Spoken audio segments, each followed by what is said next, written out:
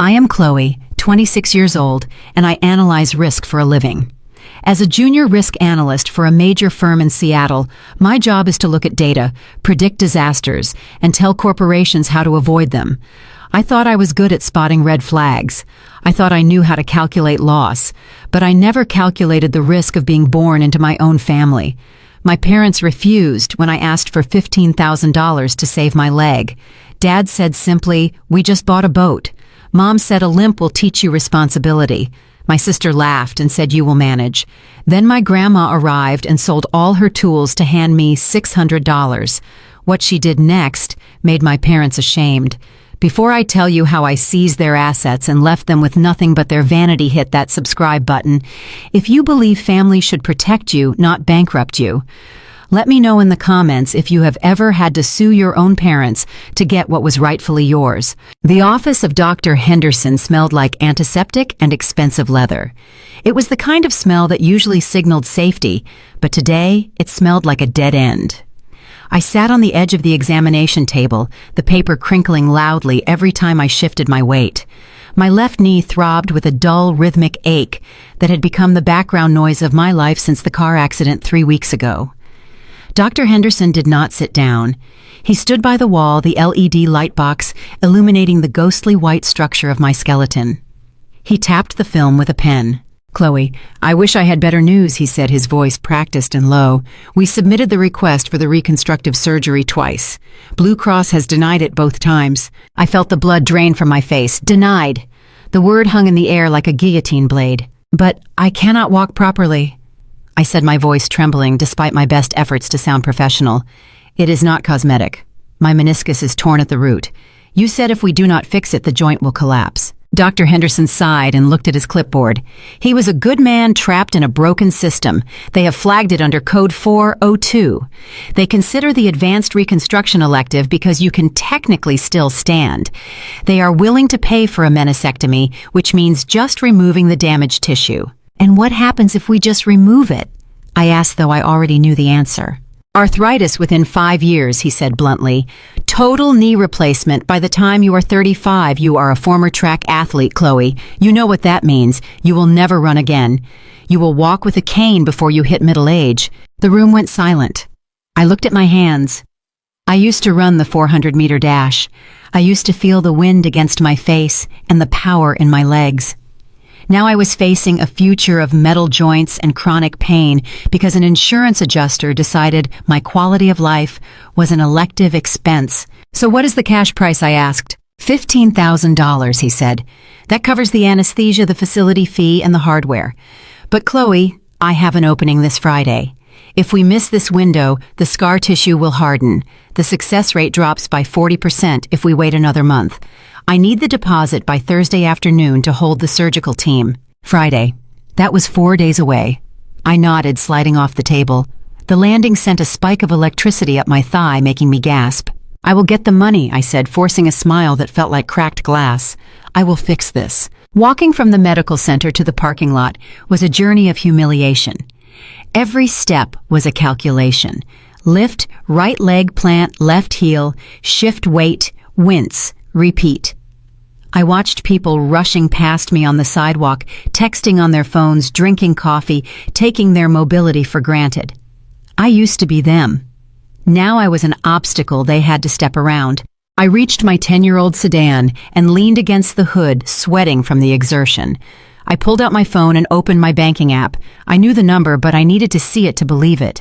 Available balance $342.18. Rent in Seattle was $2,000.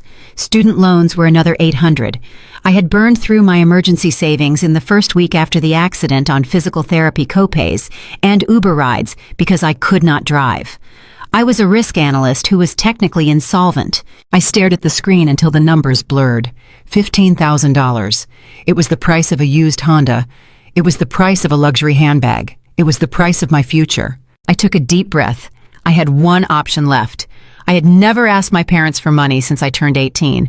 I paid for my own college through scholarships and waitressing. I paid for my own car. I prided myself on never needing them. But this was not about pride anymore. This was about survival. My father, Richard, was a top real estate executive.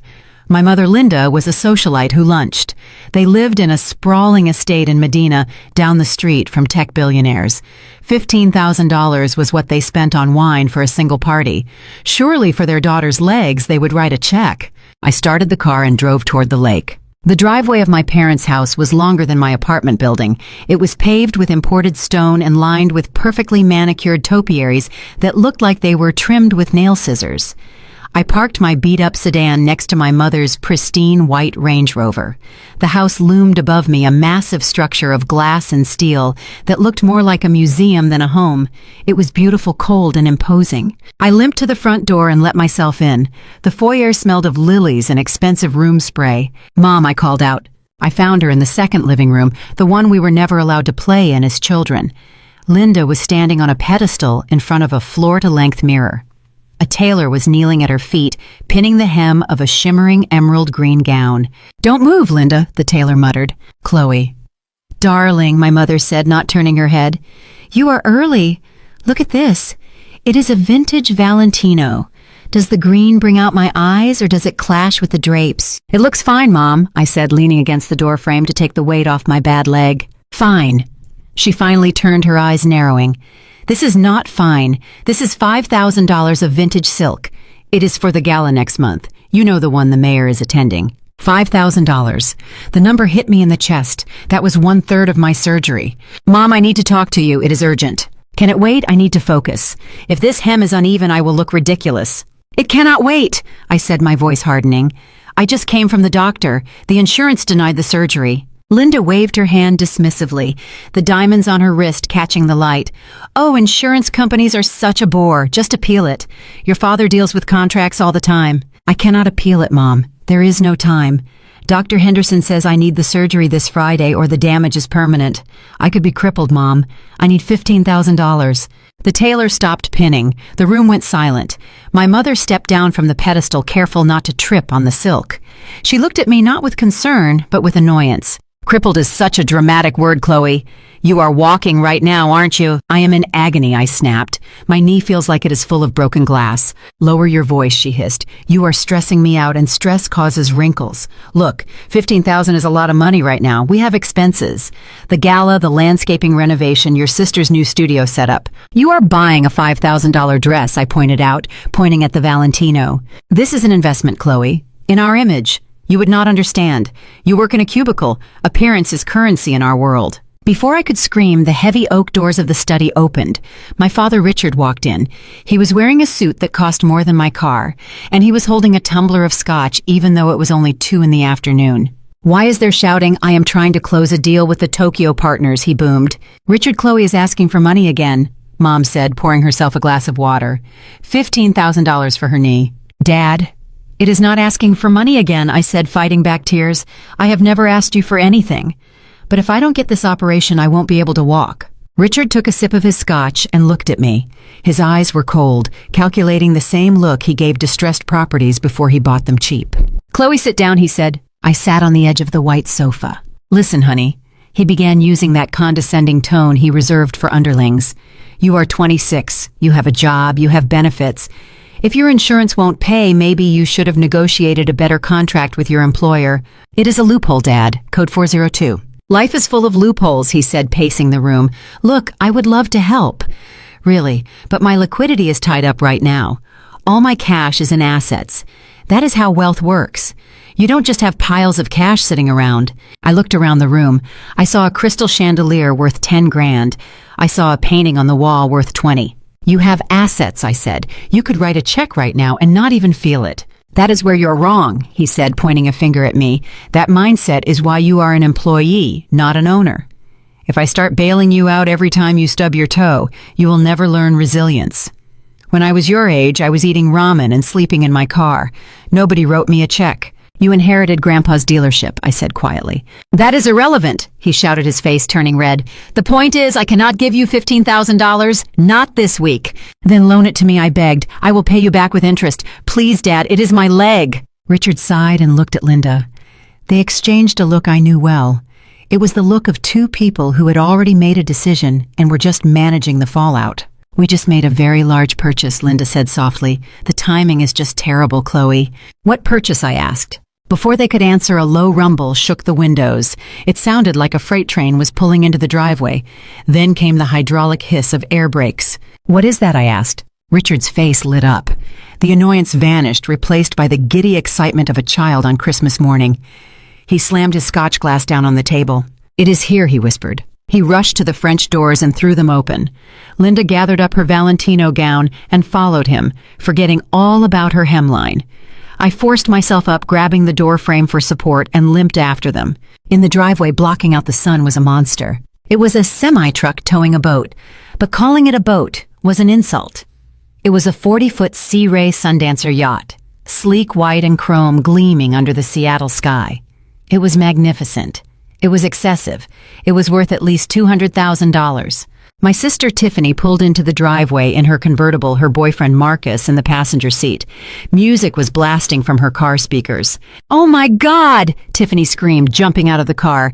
"Daddy, you actually did it!" Richard walked out onto the driveway, arms wide open, welcoming the machine like it was a returning war hero. "Look at her lines, Linda. Look at that hull.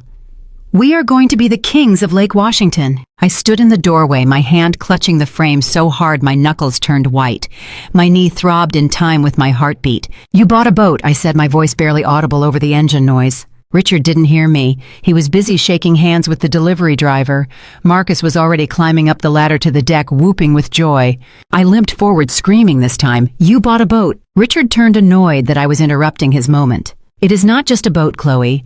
It is the Sea Ray 400. It is an investment in our lifestyle. Clients love boats. This will pay for itself in 6 months." "You said you had no liquidity," I said, tears finally spilling over. "You said your money was tied up." "It was tied up in this," he laughed, slapping the hull. "You spent hundreds of thousands of dollars on a toy, but you won't give me $15,000 to save my ability to walk." Mom walked over, holding a bottle of Dom Perignon champagne she had seemingly pulled from thin air. "Chloe, stop being so dramatic. You are ruining the christening.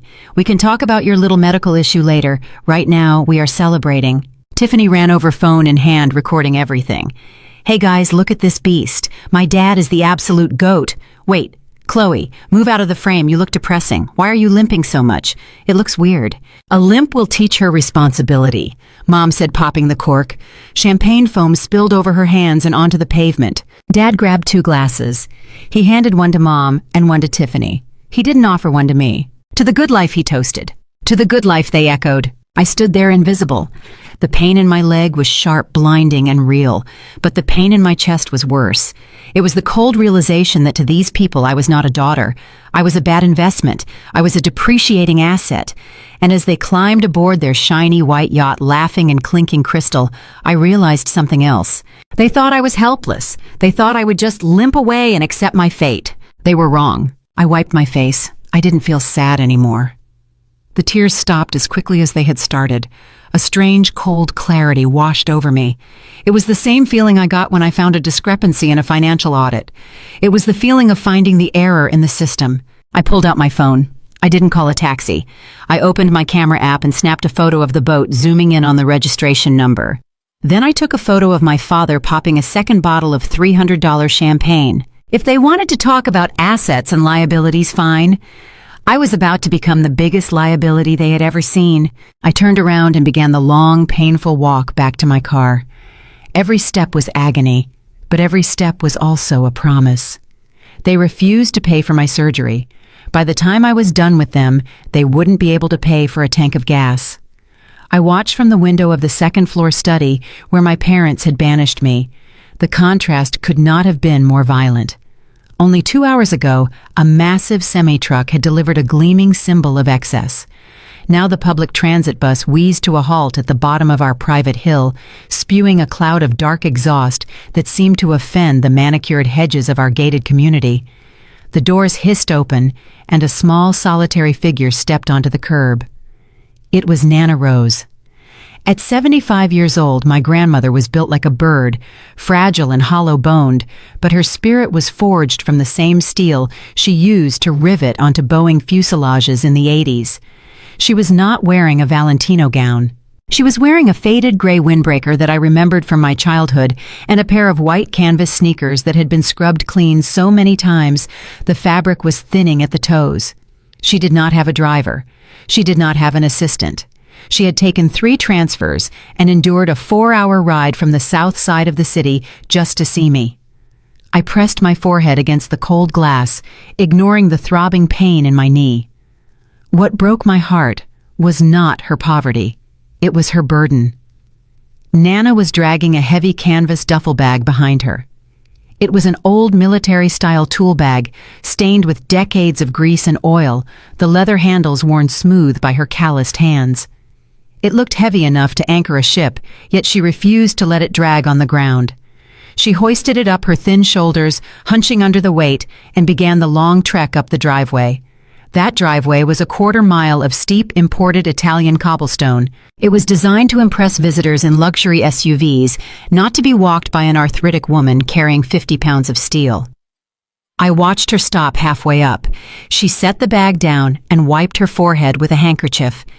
She looked up at the house, this fortress of glass and ego that her daughter now owned. Then her eyes drifted to the side. She saw the boat. The massive 40-foot Sea Ray sat on its trailer like a beached white whale blocking half the courtyard. I saw Nana shake her head. It was a small movement, barely a twitch, but I knew exactly what it meant. It was the disappointment of a woman who had spent 40 years turning wrenches to keep planes in the sky, looking at a toy bought on credit by people who had never blistered their hands a day in their lives. She adjusted her grip on the bag. She did not call for help. She did not complain. She simply picked up her burden and kept walking. In that moment, the difference between the 2 women in this family was absolute. My mother was inside worrying about a hemline on a dress she could not afford. My grandmother was outside climbing a hill in worn-out shoes, carrying the only thing of value she had left in the world. I grabbed my cane and limped toward the door. I could not let her walk those last 100 yards alone. Dinner that night was an exercise in psychological warfare disguised as a family meal. We sat at the long mahogany table beneath a chandelier that cost more than my entire college education. My mother had ordered a catered spread of roasted duck and truffle risotto, presumably to celebrate the arrival of the yacht. The smell of rich, fatty meat filled the room, but it could not mask the tension that hung over us like a toxic cloud. Nana Rose sat at the very end of the table as far away from Richard and Linda as possible. She had washed her face and combed her thinning gray hair, but she still wore her faded windbreaker because she did not have anything else. She looked small against the high-backed velvet chair. Her hands, rough and permanently stained with the grease of 1,000 engines, rested on the white tablecloth. She looked like a trespasser in her own daughter's life. I sat next to her, my leg propped up on a spare chair, throbbing in time with the clinking of silverware. No one spoke.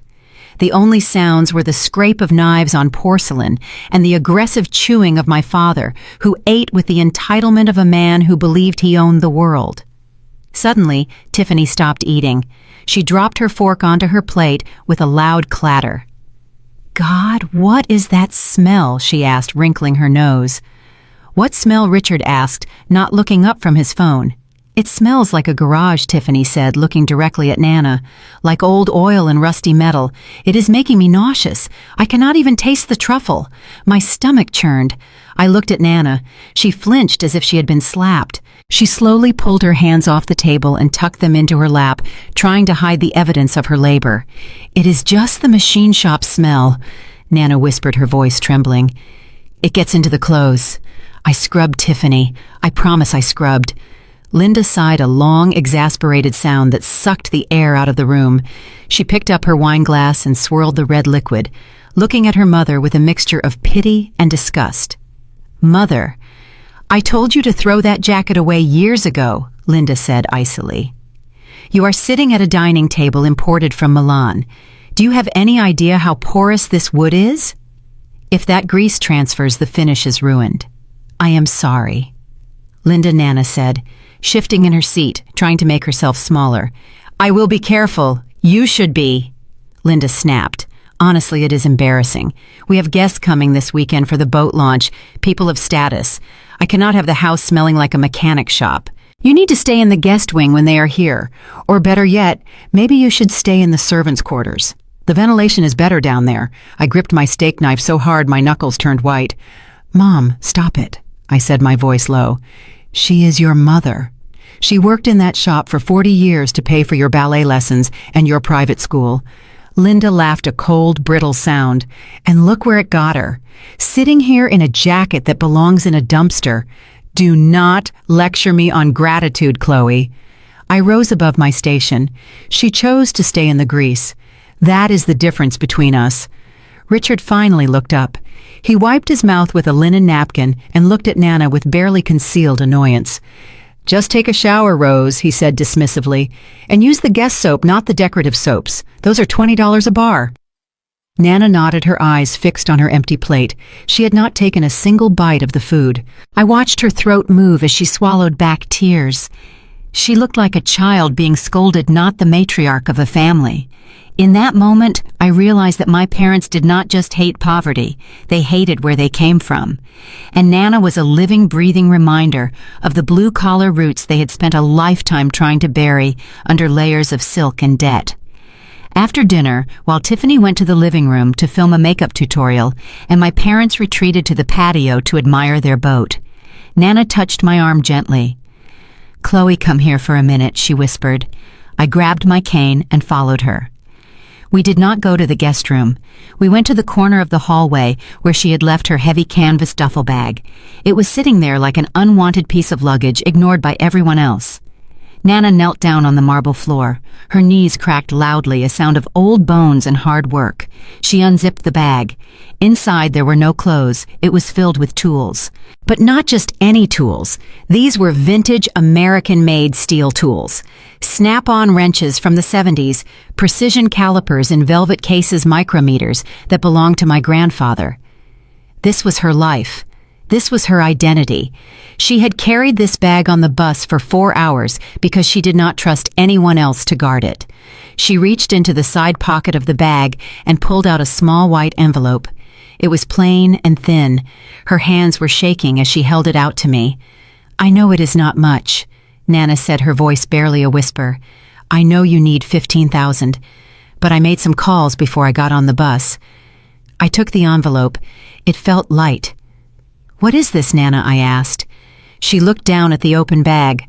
I saw that there were empty slots in the leather loops where the wrench set used to be, the set that Grandpa had given her on their 10th anniversary, the set she had polished every Sunday for 30 years.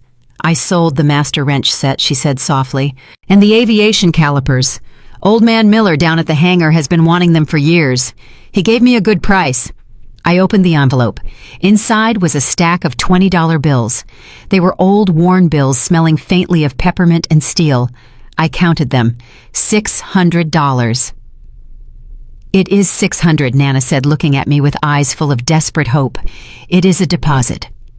Maybe if you give them this, the doctor will wait a few days. I can sell the rest. I can sell the micrometer. I can sell the bag itself. I looked from the money to her face. $600. To my father, that was 2 bottles of champagne. To my mother, it was a pair of shoes. But to Nana, this was everything. She had sold the tools of her trade, the extensions of her own hands, the only physical connection she had left to her late husband. She had stripped herself of her professional pride to give me a fighting chance. My throat tightened so hard I could barely breathe. The tears came hot and fast, spilling down my cheeks before I could stop them. Nana, no, I choked out. You cannot sell Grandpa's tools. You love these. I love you more, she said firmly. She reached out and cupped my face with her rough, warm hands. Chloe, look at me. Tools are just metal. You are flesh and blood. You are my granddaughter. I watched you run your first track meet. I watched you win state.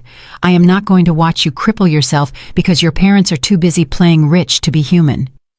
She pressed the envelope into my palm and closed my fingers around it. Take it, she commanded. It is clean money. It was earned with sweat, not borrowed from a bank. It is the only honest money in this house.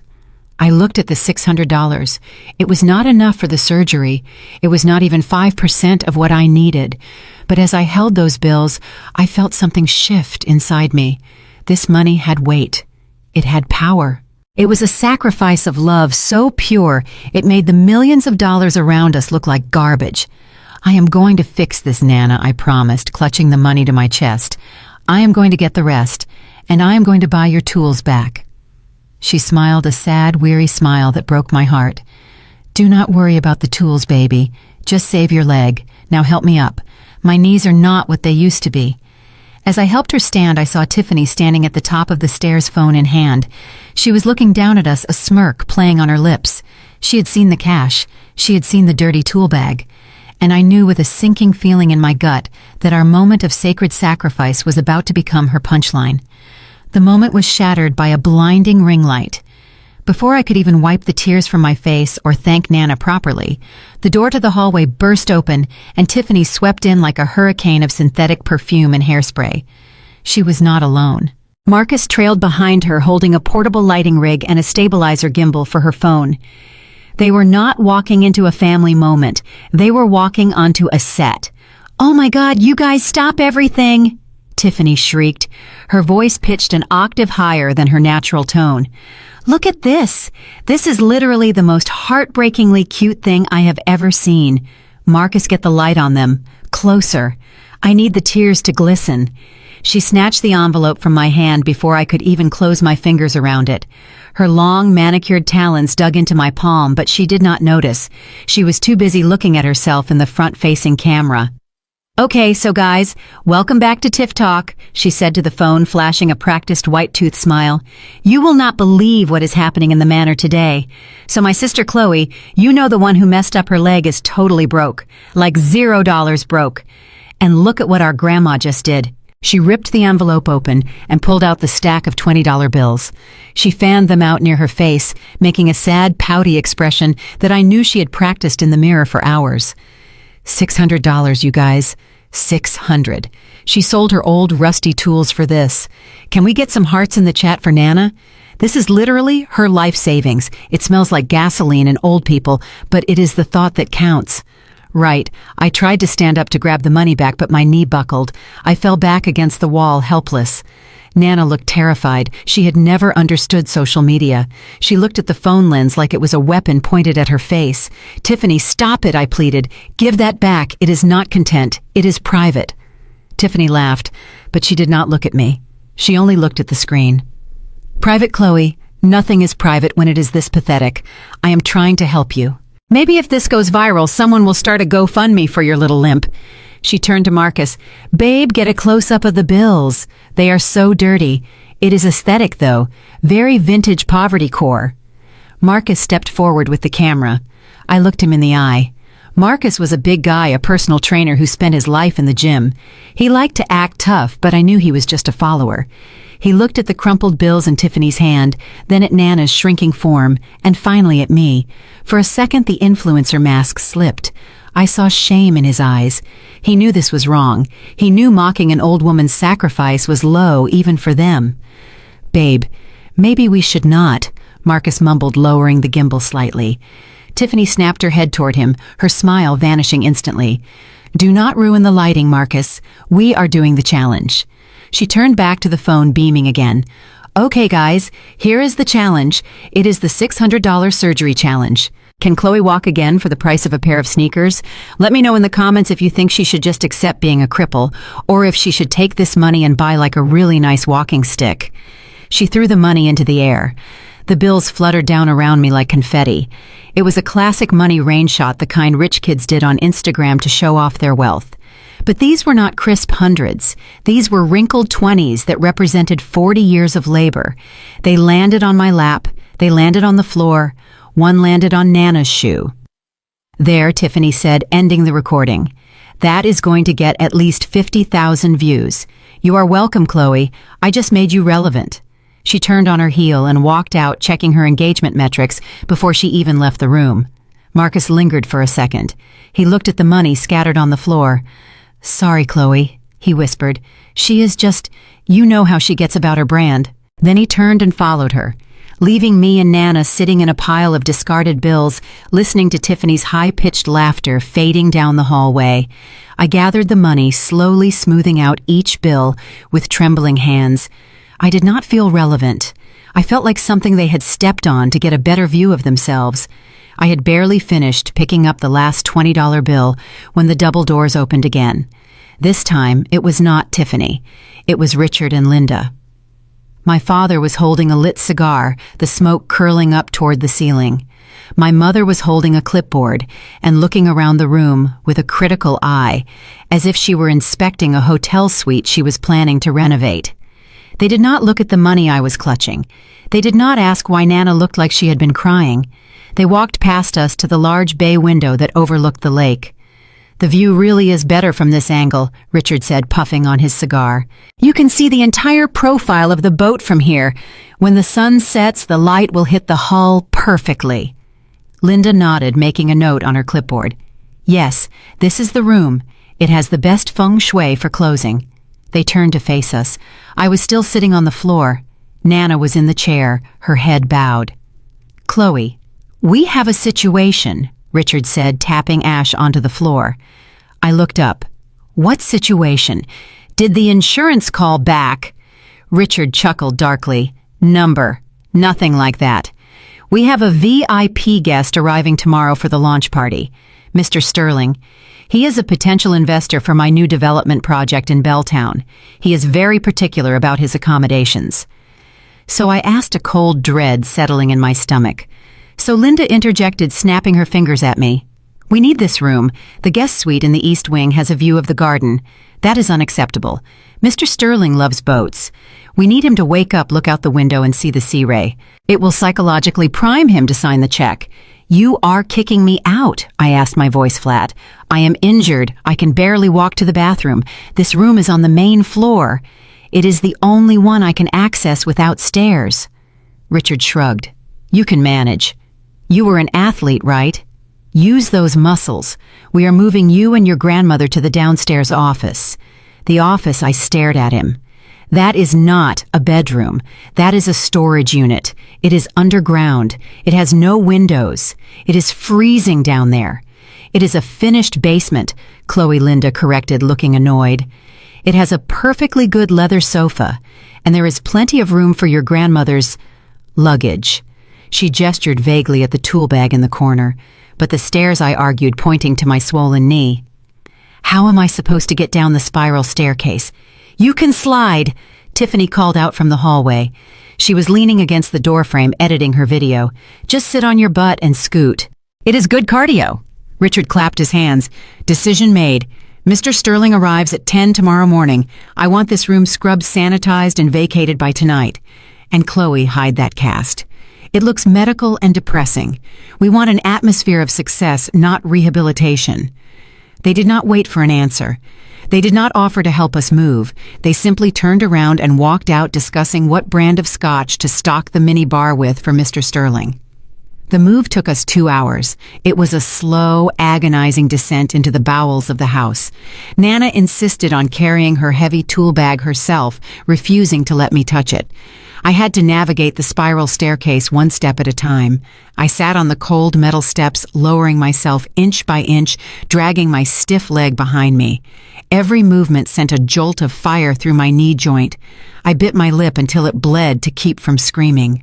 The downstairs office was exactly as I remembered. It was a windowless box filled with filing cabinets and stacks of dusty banker's boxes. The air smelled of stale paper and neglect. There was no bed. There was only a brown leather Chesterfield sofa that was slippery and hard as a rock. Nana made a makeshift bed for me on the sofa, using some old curtains she found in a box.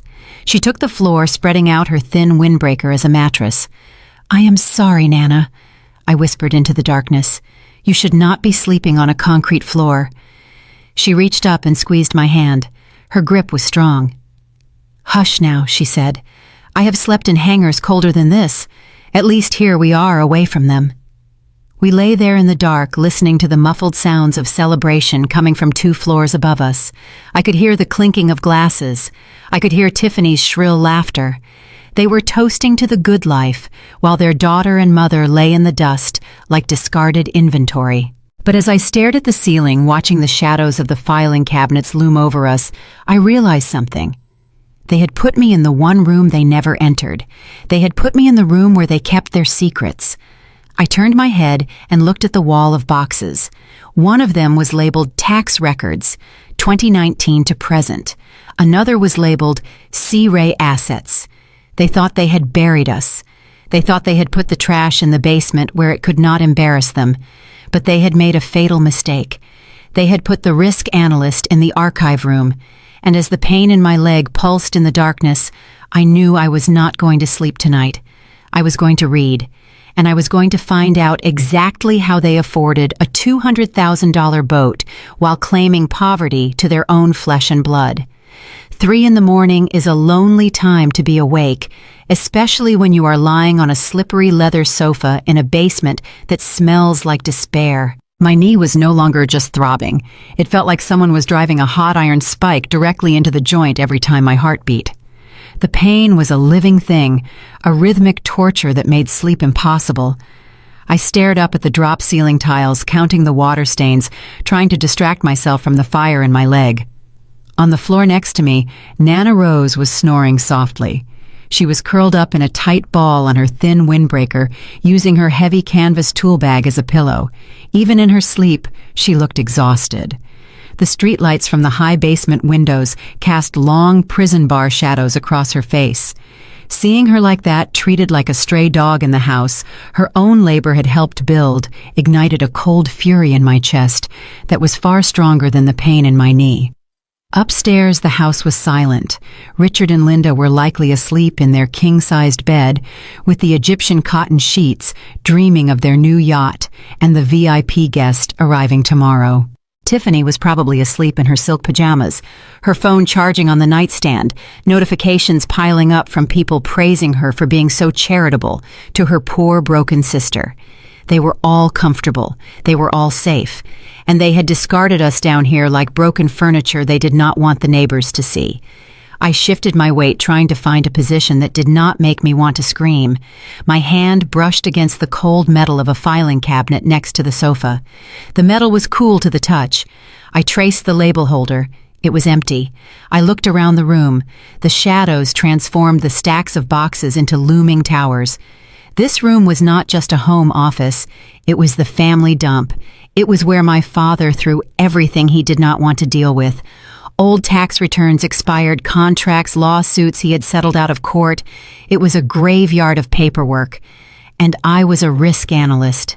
My job, the one I did 60 hours a week for a salary that barely covered my rent, was to look at piles of boring data and find the story hidden inside. I was trained to spot patterns.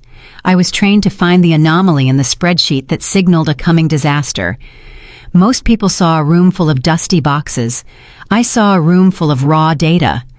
I sat up, gritting my teeth against the wave of nausea that rolled over me from the pain. Why put us in here? There were 3 other guest rooms on the main floor. Why this specific room? Linda had said it was because of the stairs, but that was a lie. I had just dragged myself down a spiral staircase. If they cared about my mobility, they would have left me on the sofa in the living room. No. They put us here because they wanted us out of sight. But there was another reason. My father was a man of image, not substance. He was paranoid about privacy. He kept this room locked usually. The only reason it was open was because they needed the space upstairs. I looked at the desk in the corner. It was a massive, heavy oak desk that looked like it had been stolen from a bank in the 1920s. Sitting on top of it was a computer tower. It was not the sleek laptop my father used for show. It was the workhorse, the desktop where the actual bills were paid, the hard drive where the real numbers lived. A strange sensation washed over me. It was the feeling I got right before I found a discrepancy in a client's audit. It was the hunter's instinct.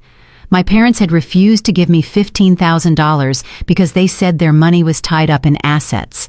They claimed the boat was an investment. They claimed poverty while drinking Dom Perignon. The math did not add up. And if there is one thing I hate more than being in pain, it is bad math. I swung my legs off the sofa. My left foot hovered inches above the cold concrete floor. I took a deep breath, grabbed the edge of the desk, and pulled myself up. I hopped on my good leg, dragging the bad one like a dead weight. I collapsed into the office chair behind the desk. It squeaked loudly in the silence. I froze, looking at Nana. She stirred, mumbled something about a torque wrench, and fell back asleep. I turned to the computer. The monitor was dark. I pressed the power button. The fan whirred to life, sounding like a jet engine in the quiet room. The screen glowed blue, illuminating my face. I was not just a daughter anymore. I was not just a victim. I was an auditor. And I was about to conduct the most thorough audit of Richard and Linda's life that they had never asked for. The login screen appeared.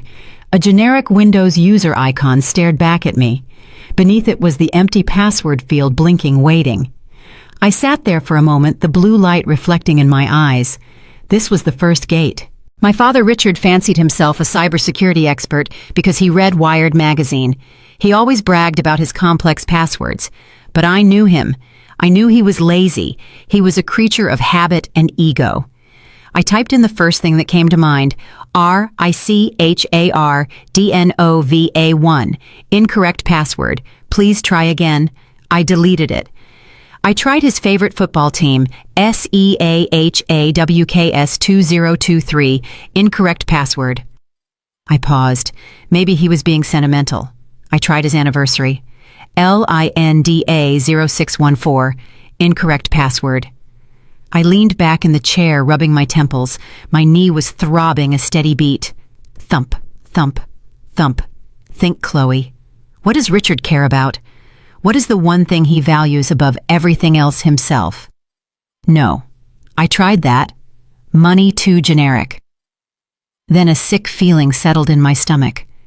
I looked at the family photo on the desk next to the monitor. It was a picture taken 5 years ago in Hawaii. My parents were tan and smiling. In the center, holding a surfboard, was Tiffany. She was beaming the golden child, the influencer in training. I was in the background, out of focus, holding the towels. I slowly typed again, TIFFANYBDAY. It did not work, but I was close. I knew it. I deleted it and tried the specific date, TIFFY 2001. The little circle spun, and then with a cheerful chime that sounded incredibly loud in the basement, the desktop opened. I sat there staring at the screen, feeling a coldness that had nothing to do with the basement temperature. My father, a man who claimed to love both his daughters equally, a man who lectured me on self-reliance, used my sister's nickname and birth year as the password to his financial sanctuary. It was a small detail. It was trivial, really. But it cut deeper than the insults at dinner. It was confirmation. In the architecture of his life, she was the key. I was just the glitch. I swallowed the lump in my throat. Focus, Chloe. You are not here to be hurt. You are here to work. I grabbed the mouse. My hand was steady now. The emotional pain had been replaced by a cold clinical detachment. I was in. I navigated to the file explorer. The desktop was cluttered with shortcuts to games and yacht brochures. I ignored them. I went straight to the C drive. I looked for the folder labeled Finances. There it was. But when I opened it, it was a mess. PDF files scattered everywhere. Invoices for wine, invoices for landscaping, invoices for Tiffany's video equipment. I sorted by date, looking for the most recent activity. Top of the list, modified yesterday. A folder named Rose Holdings, LLC. My heart skipped a beat. Rose. That was Nana's name. Why would my father have a folder named after the mother-in-law he despised? I double-clicked the folder. Inside, there were dozens of subfolders. Bank statements, loan applications, asset transfers. I opened the folder labeled Assets. There was a single PDF file inside. It was named C-Ray Purchase Agreement. Final signed. I opened it. The document loaded slowly, revealing the scanned pages of a contract for a 40-foot C-Ray Sundancer.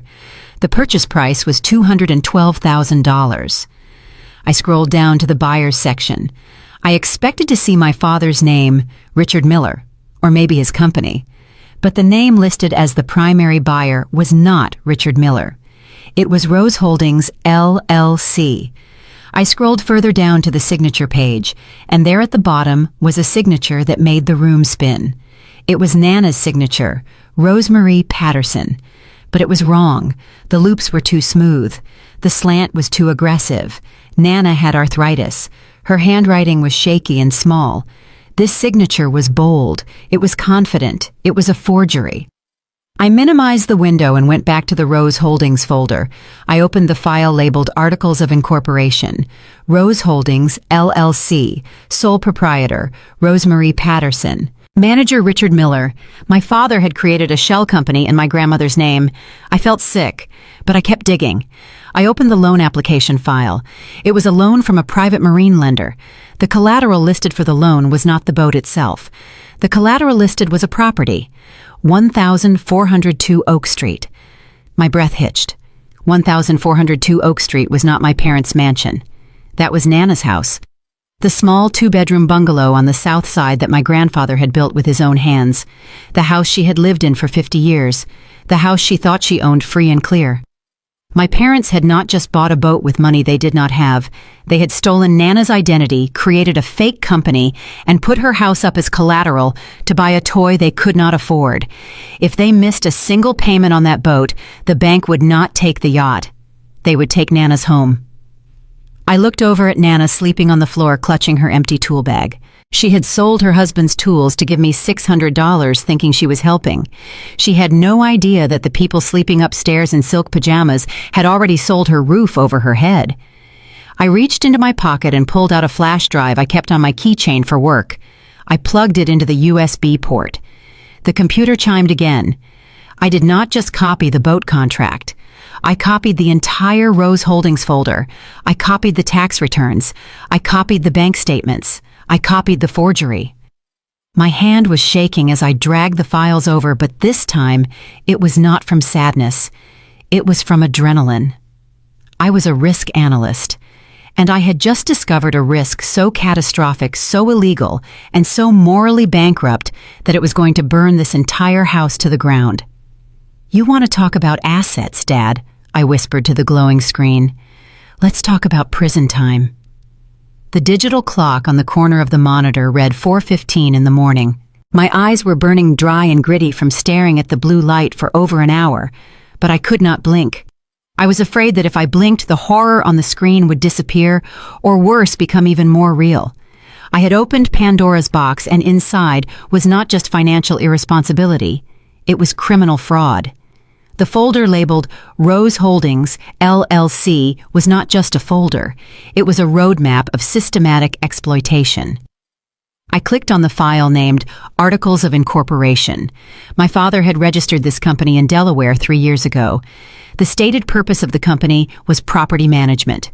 The sole officer listed was Richard Miller, but the primary shareholder owning 100% of the equity was Rosemary Patterson, my grandmother.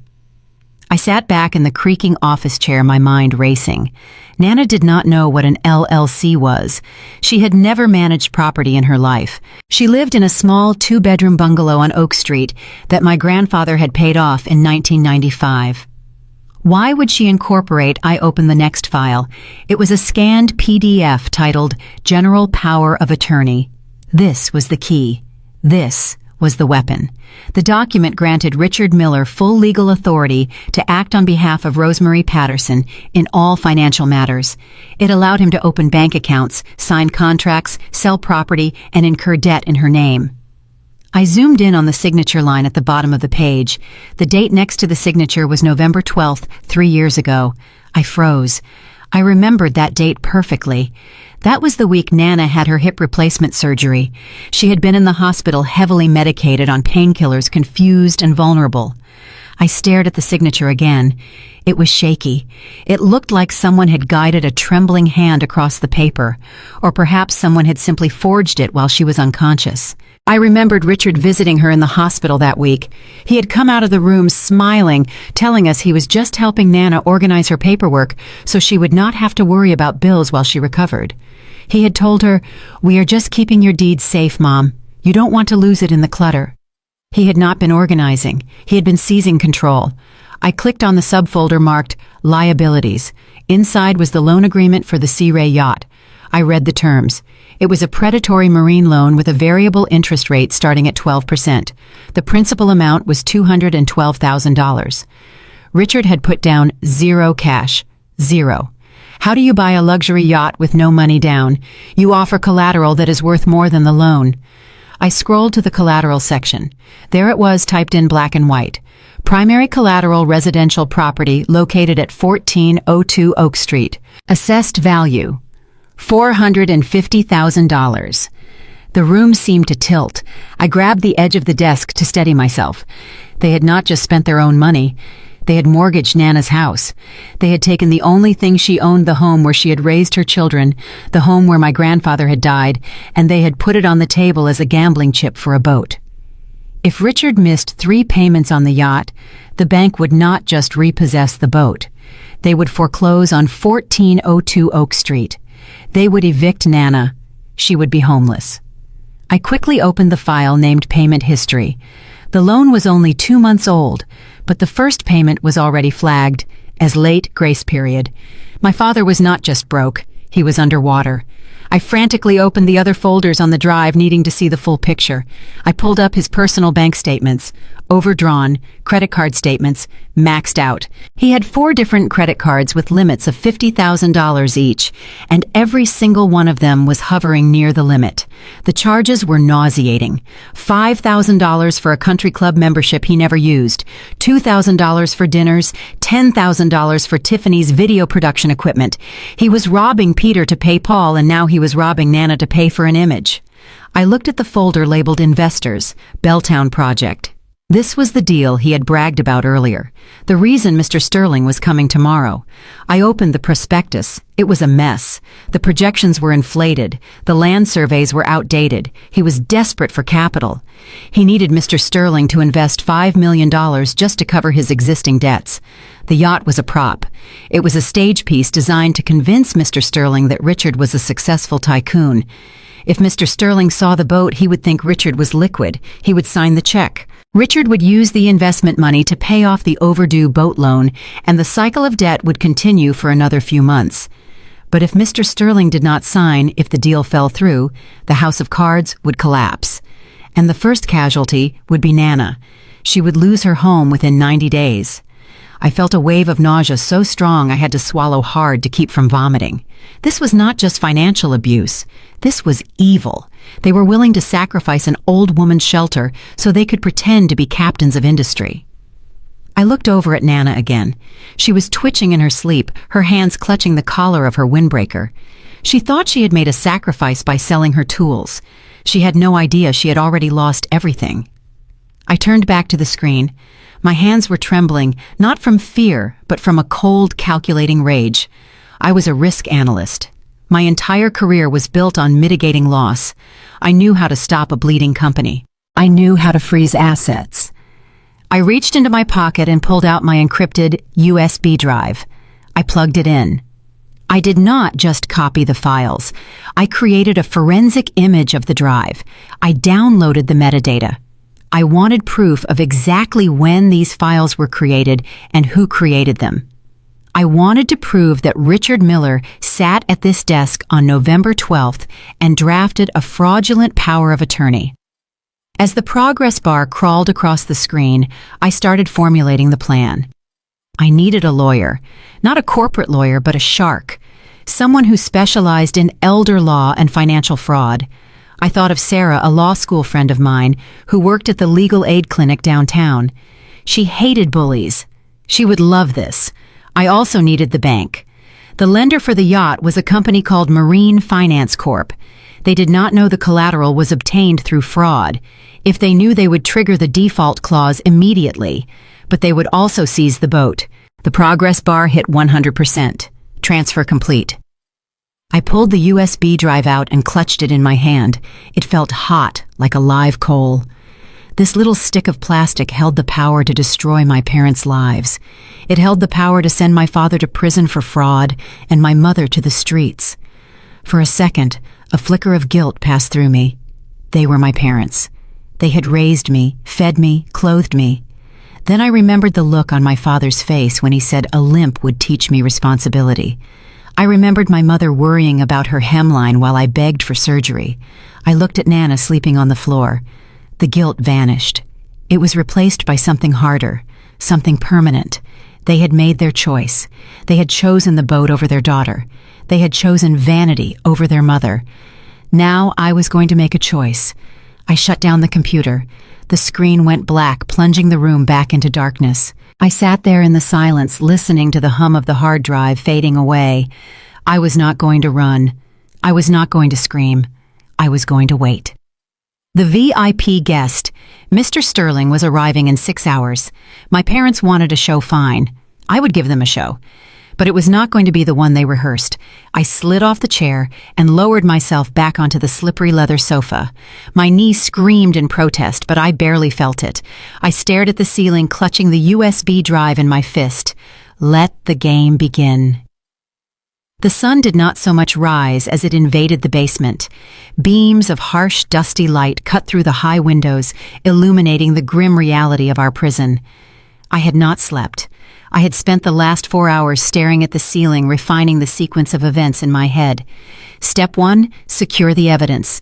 Step 2, secure the ally. Step 3, execute the kill. At 7 a.m. sharp, the door to the office flew open. It was not a polite knock. It was a raid. Linda stood there, already dressed in a white linen pantsuit that screamed nautical chic. She looked manic. Her eyes were wide, and she was holding a list. "Up," she commanded, clapping her hands. "Why are you two still sleeping? Do you have any idea what time it is?" "Mr. Sterling lands in 3 hours." Nana scrambled up from the floor, smoothing her hair frantically.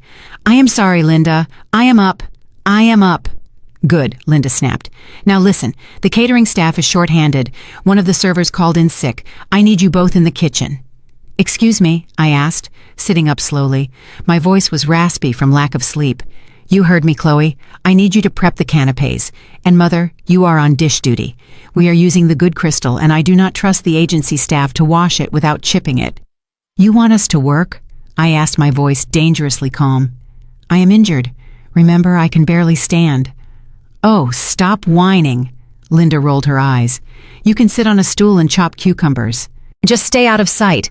I do not want Mr. Sterling seeing, well, this." She gestured at my leg, at Nana's wrinkled clothes, at our general existence. "He is a man of refined taste," she continued. "He expects a certain caliber of people. Just stay in the kitchen, keep your heads down, and for God's sake do not speak to him if he comes in for water." Nana nodded vigorously.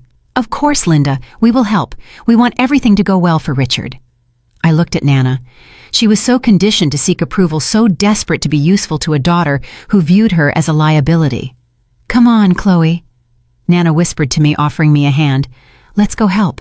It is a big day for your father." I looked at Linda. She was tapping her foot, checking her watch, completely oblivious to the fact that I knew she was a fraud. She thought she was the general commanding the troops. She did not know she was standing on a landmine. "Okay, Mom," I said softly. "We will help." Linda blinked, surprised by my lack of resistance. She had expected a fight. She had expected me to beg for money again or complain about the basement. My compliance threw her off balance for a second. "Well?" "Good," she said, smoothing her jacket. "At least you are learning some team spirit. Get upstairs and use the back stairs. The front foyer is being polished." She turned and marched out, yelling at someone on her phone about flower arrangements. I grabbed my cane. I stood up. The pain was there, sharp and familiar, but it felt distant now. It was just data. Nana looked at me with concern. "Are you okay, honey? You look different." "I am fine, Nana," I said. And I was. I was done crying. I was done begging. As I followed my grandmother up the narrow back staircase ascending from the gloom of the basement into the bright, fake perfection of the main house, I felt a strange sense of power. They wanted me in the kitchen. Fine, I would go to the kitchen. I would chop their cucumbers. I would polish their glass. I would play the part of the dutiful, silent daughter, because I knew something they didn't. I knew that while they were preparing for a party, I was preparing for a funeral, their funeral. I walked into the kitchen. It was chaotic. Chefs were shouting, steam was rising, and the smell of expensive seafood filled the air. Richard was there tasting a sauce, looking like a king in his castle. "This needs more saffron," he yelled. He looked up and saw me. "Ah, the help has arrived," he sneered. "Try not to eat the profits, Chloe." I looked him dead in the eye. I did not flinch. I did not look away. I just stared at him with a blank, flat expression. "Yes, Dad," I said. He paused, the spoon hovering halfway to his mouth. He frowned, unsettled by my tone. It wasn't the submission he wanted. It was the silence of a predator waiting in the tall grass. He shook it off and turned back to the chef. I walked to the prep station, picked up a knife, and started slicing. Every cut was precise. Every slice was perfect. Enjoy the boat. Dad, I thought as the blade hit the cutting board. It is the last ride you are ever going to take. The sun was beginning to set over Lake Washington, casting a blood-orange glow across the deck of the Sea Ray. The christening party was in full swing, and it was a masterpiece of superficiality. My parents had invited 50 of Seattle's elite to marvel at a boat they did not own, bought with money they had stolen to impress a man they needed to swindle. I stood in the shadow of the patio awning, wearing a simple black dress that hid the brace on my leg. I was holding a tray of smoked salmon blinis, tasked with circulating among the guests like a hired server. Nana Rose was doing the same. She was moving through the crowd with a tray of crystal champagne flutes. Her hands, which had built aircraft engines and fixed plumbing, were trembling under the weight of the delicate glass. She looked terrified. Every time a guest took a glass without saying thank you, she dipped her head in a submissive little bow that made my stomach turn. I watched Mr. Sterling arrive.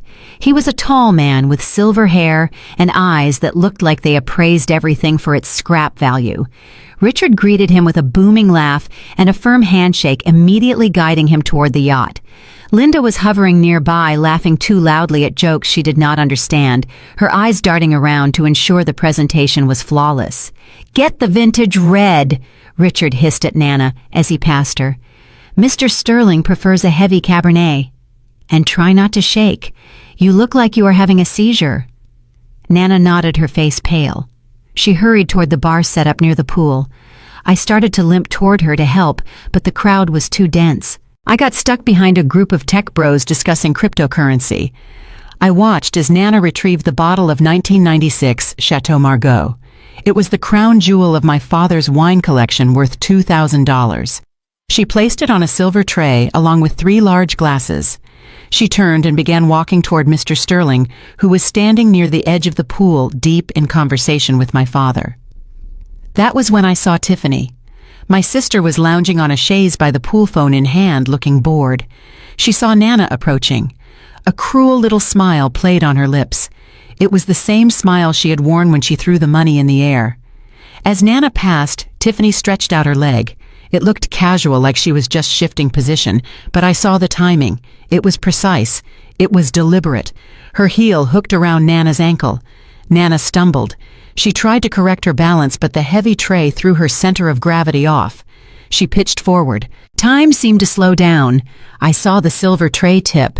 I saw the bottle of $2,000 wine launch into the air. I saw the crystal glasses shatter against the stone patio. And then the red wave hit.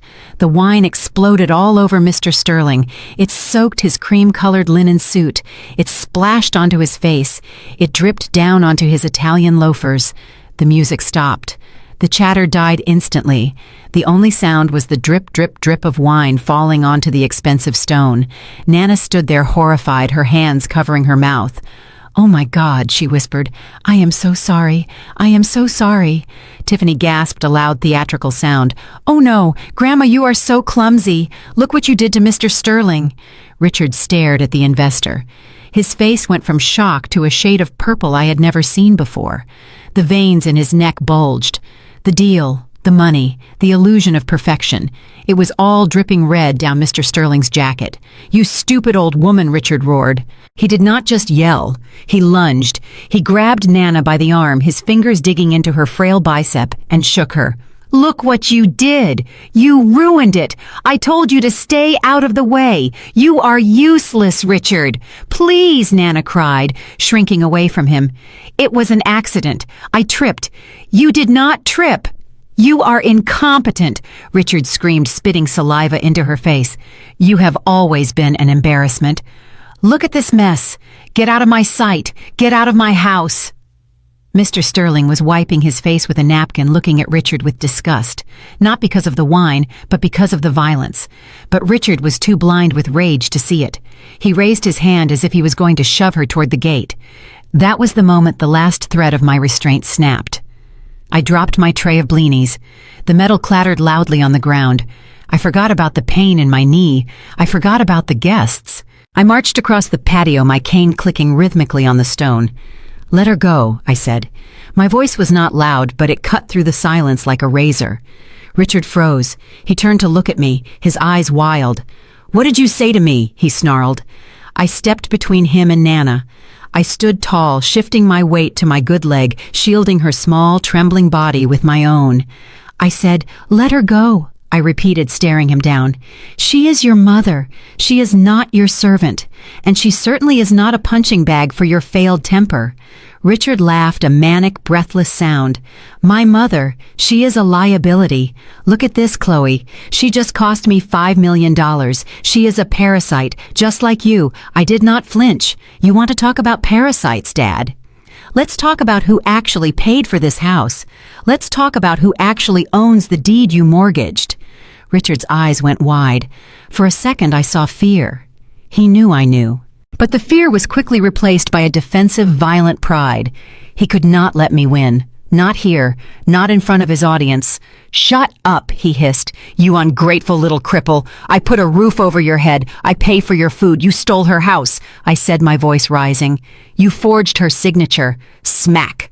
The sound was like a gunshot. My head snapped to the side.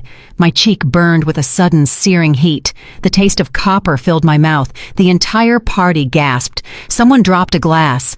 I stood there for a moment looking at the ground. My ear was ringing. My father, the man who was supposed to protect me, had just slapped me across the face in front of 50 people because I spoke the truth. I slowly turned my head back to face him. I touched my cheek. My fingers came away with a smear of blood from where his ring had cut my skin. Richard was breathing hard, his hands still raised, trembling. He looked at me, waiting for me to cry. He was waiting for me to break, to apologize, to beg for forgiveness. But I did not cry. The tears I had shed yesterday were the last tears I would ever shed for this man. The heat in my cheek was not shame, it was fuel. I looked at him, and for the first time in my life, I saw him clearly. He was not a tycoon. He was not a patriarch. He was a small, frightened thief in a rented suit. I wiped the blood from my lip and looked at my fingers. Then I looked at him with a calm that terrified him. "Okay," I said softly. Richard blinked, confused. "Okay." I turned to Nana. She was sobbing quietly, terrified. "Come on, Nana," I said, my voice steady. "We are leaving." "Leaving?" Richard scoffed, trying to regain his composure as the guests murmured. "And go where you have no money. You have nowhere to go. You will be back in an hour, begging to sleep in the basement." I did not answer him.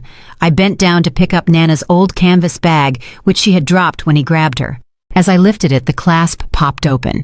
Several items spilled out onto the patio: a wrench, a screwdriver, and a thick leather-bound notebook with yellowed pages. I reached for the notebook. My hand brushed against the cover. I felt the embossed logo on the front. It was the Boeing emblem from the 1980s. I froze. I remembered the phone call with the collector, the missing designs, the patent dispute. I looked up and saw that no one was looking at the floor. They were all looking at Richard, who was now frantically trying to apologize to Mr. Sterling. I picked up the notebook. It felt heavy. It felt like a weapon. I slipped it into the inside pocket of my blazer. Then I picked up the bag and handed it to Nana. "Walk with me, Nana," I said. "Head up. Do not look back." We walked through the silent crowd. I limped, but I did not falter. I could feel the eyes of the elite burning into my back. I could hear Richard's voice rising in panic behind me, trying to spin the narrative, trying to salvage the deal. But it was over. As we reached the heavy iron gates of the estate, I stopped. I turned back one last time.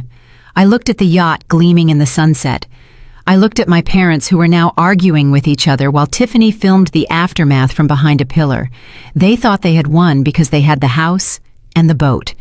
They did not realize that I had just walked out with the detonator.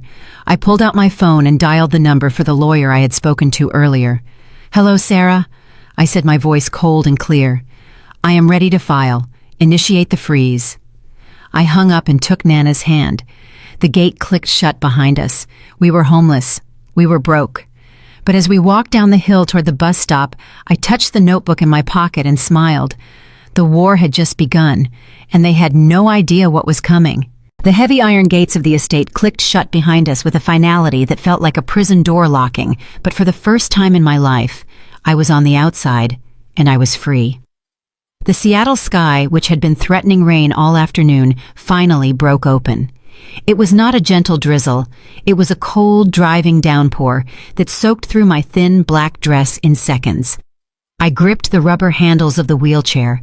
It was an old model I had found in the garage, rusted at the joints, and the front wheel wobbled violently on the uneven pavement. Nana sat hunched forward, clutching her canvas tool bag to her chest like a life preserver. She was shivering, but she did not complain. She did not look back at the mansion where the party was still raging, where music and laughter drifted over the high walls, indifferent to our expulsion. My knee screamed with every step. The adrenaline from the confrontation was fading, replaced by the dull, grinding agony of bone rubbing against bone. But I pushed harder. I needed to put distance between us and them. I needed to get us to the bus stop before my leg gave out completely. "Wait, Chloe, wait!" The voice came from behind us. I stiffened, but did not stop. I recognized that voice. It was Marcus. I heard running footsteps splashing through the puddles. A hand grabbed the handle of the wheelchair, bringing us to a halt. I spun around, raising my cane like a weapon. Marcus stood there panting, his expensive suit drenched, his hair plastered to his forehead. He looked terrified. He kept looking back at the gate, checking to see if Tiffany or my father had followed him. "What do you want, Marcus?" I asked, my voice cold. "Did they send you to take the wheelchair back too?" "No," he gasped, wiping water from his eyes. "No, they do not know I am here. Tiffany is inside making a reaction video. She thinks this is great for engagement." He reached into his pocket and pulled out a wad of cash. It was wet, but it was money. He jammed it into my hand. "Here," he said. "It is $200. It is all I have on me." I looked at the money, then at him. This was the man who had held the light while my sister mocked us. This was the man who laughed at my father's jokes to stay on the yacht. Why, I asked. Marcus looked down at his Gucci loafers, which were ruining in the mud. "Because I am not blind, Chloe. I saw what your dad did to your face, and I saw the bank notices." He stepped closer, lowering his voice to a frantic whisper, even though there was no one around but the rain. "Listen to me carefully. I saw a file on the desk last week when Richard was drunk. He was bragging about how he hid the initial capital to start his company. Check the tax returns from 2018, specifically the write-offs for the warehouse fire." My eyes narrowed. 2018. Why does that matter? "Because there was no fire," Marcus whispered, his eyes wide with fear. He claimed a total loss on inventory he never bought. That is how he got the liquidity to buy the first properties. It is insurance fraud, Chloe, and if the feds find out, everyone attached to him goes down. He looked back at the gate again. "I am not going down for him, Chloe. I am just a personal trainer. I cannot go to prison. I just wanted to marry a rich girl. I did not sign up for a RICO case." He was shaking. He was a rat jumping off a sinking ship, but he had just handed me a map to the captain's quarters. "Get out of here, Marcus," I said, pocketing the cash, "before I change my mind and list you as an accomplice." "Thank you," he breathed. "Good luck, Chloe. Seriously. Burn them down." He turned and sprinted back toward the gate, slipping slightly on the wet asphalt, a coward running back to the comfort of the lie because he was too scared to face the truth. I watched him go, then I looked down at Nana. She had heard everything. She looked up at me, water dripping from her nose. 2018, she whispered.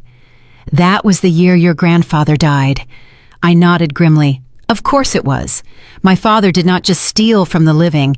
He used the chaos of a funeral to steal from the dead. I gripped the wheelchair handles again. The wobble in the wheel did not matter anymore. The pain in my leg did not matter. I had the money. I had the files. And now, thanks to a terrified gold digger, I had the timeline. "Let's go, Nana," I said, pushing the chair forward into the rain.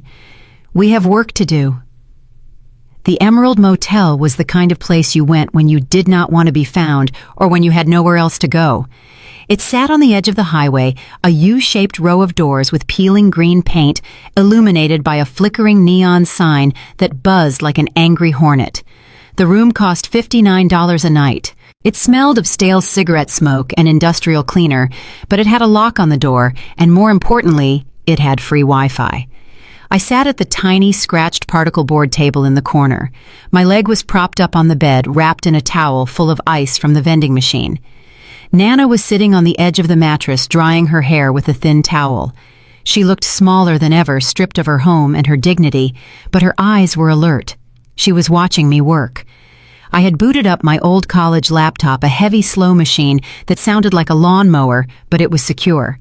I had connected the USB drive I had stolen from my father's office. The screen was a chaotic mosaic of spreadsheets, scanned PDFs, and bank statements. I was in my element. The pain in my body receded, replaced by the cold, sharp focus of the analyst. I was building a weapon page by page. I started with the tip Marcus had given me. 2018. I pulled up the tax returns from the USB drive. I cross-referenced them with the public insurance records I accessed through a backdoor in the state database. There it was.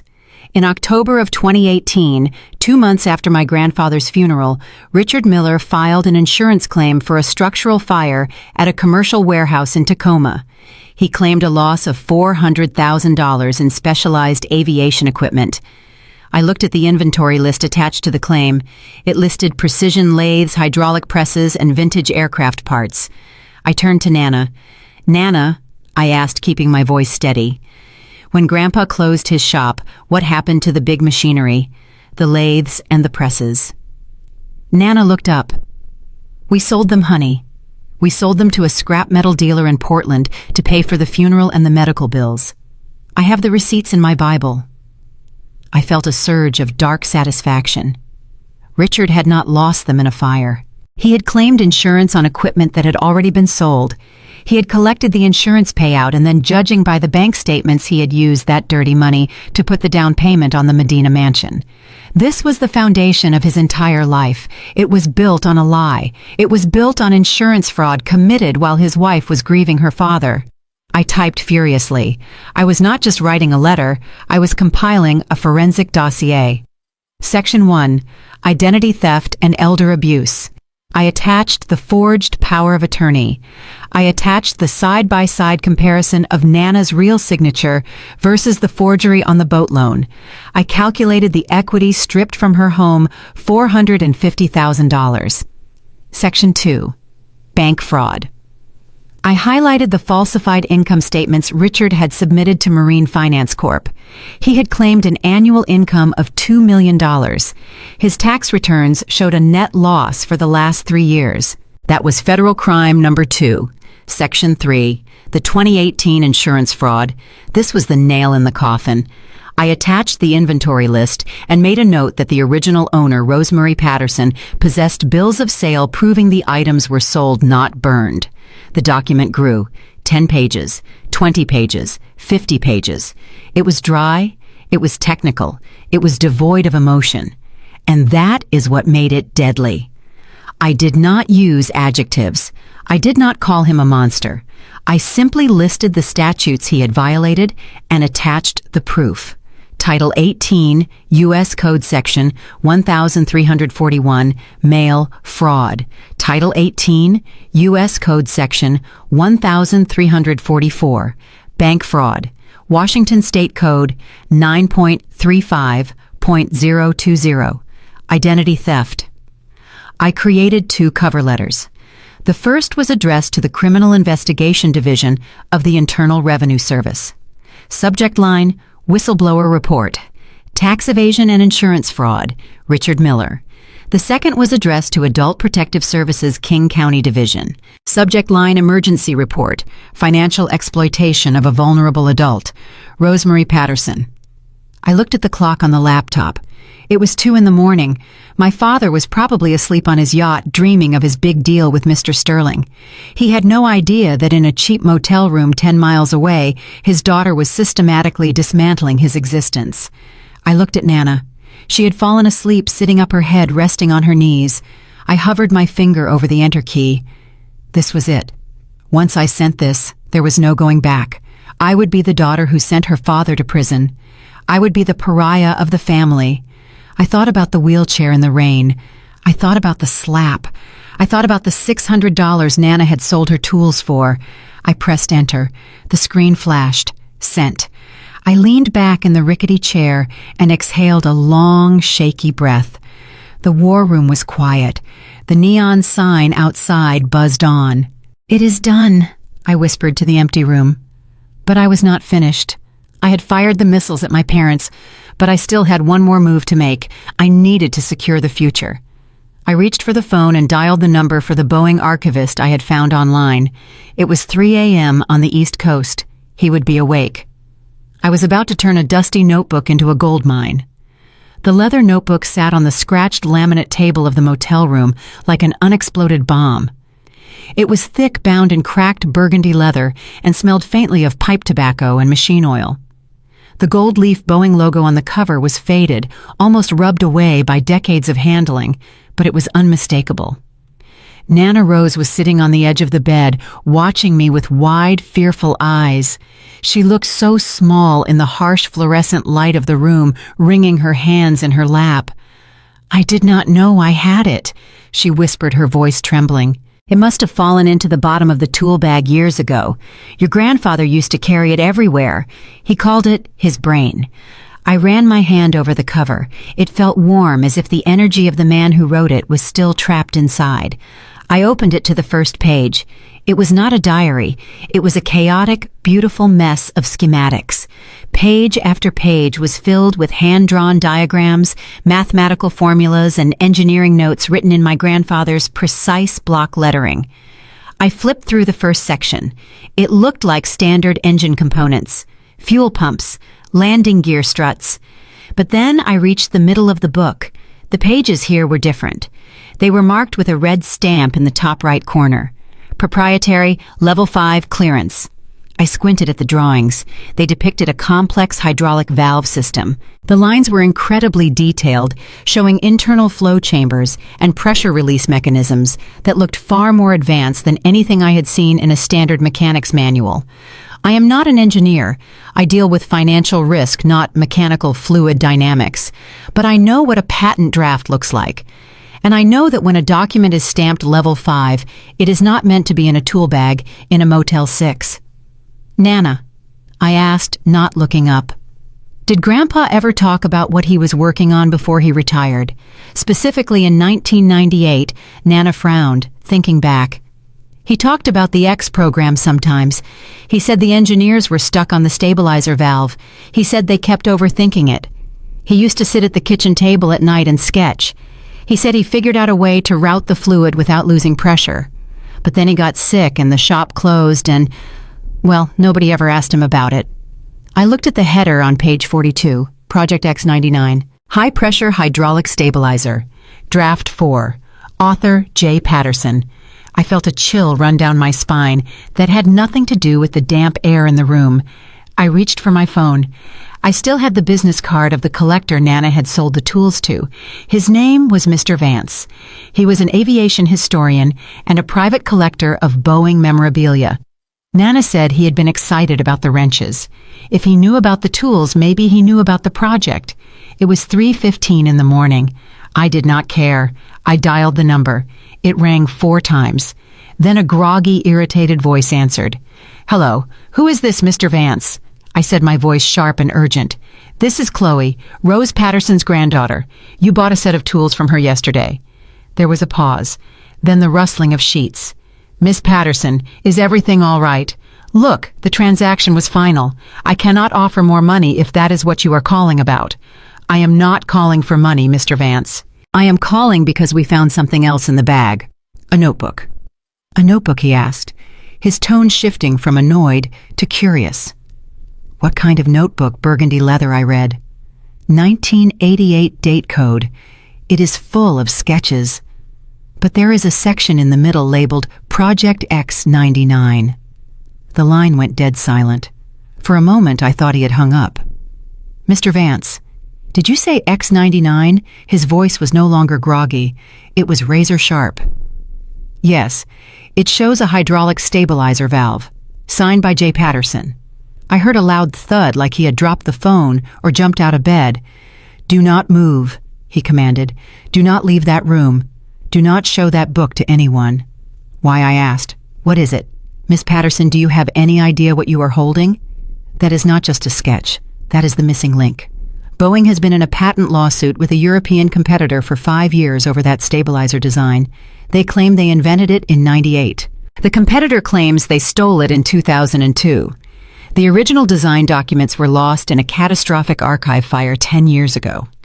He took a breath, his voice trembling with excitement. If that book contains the original dated sketches by your grandfather, it proves Boeing owned the technology first. It is the holy grail of aviation history. And legally, it is worth millions in saved litigation costs. Millions. The word hung in the air. I looked at Nana. She was still twisting her hands, unaware that the notebook she had almost thrown away was worth more than the entire estate my parents were currently partying in. Mr. Vance, I said, my mind racing, I am not going to sell this to a museum. I need to leverage it. Who do I talk to at Boeing? I can make a call, he said. I know the head of their legal counsel. But Chloe, you need to protect that book. If your grandfather invented the X99 valve, your grandmother is entitled to royalties, significant royalties, backdated for 20 years. I closed the book. I felt the weight of it in my hands. It was heavy. It was the weight of justice. My father had built a fake fortune by burning down a warehouse and claiming insurance on phantom inventory. My grandfather had built a real legacy with a pencil and a kitchen table, and my father had treated his widow like trash. Mr. Vance, I said, call the legal counsel. Tell them I have the proof they need. But tell them if they want it, they need to meet me at the marina tomorrow at noon. And tell them to bring a checkbook. I hung up the phone. My hand was shaking, but a smile was spreading across my face. It was not a nice smile. It was the smile of a hunter who just realized the trap was set.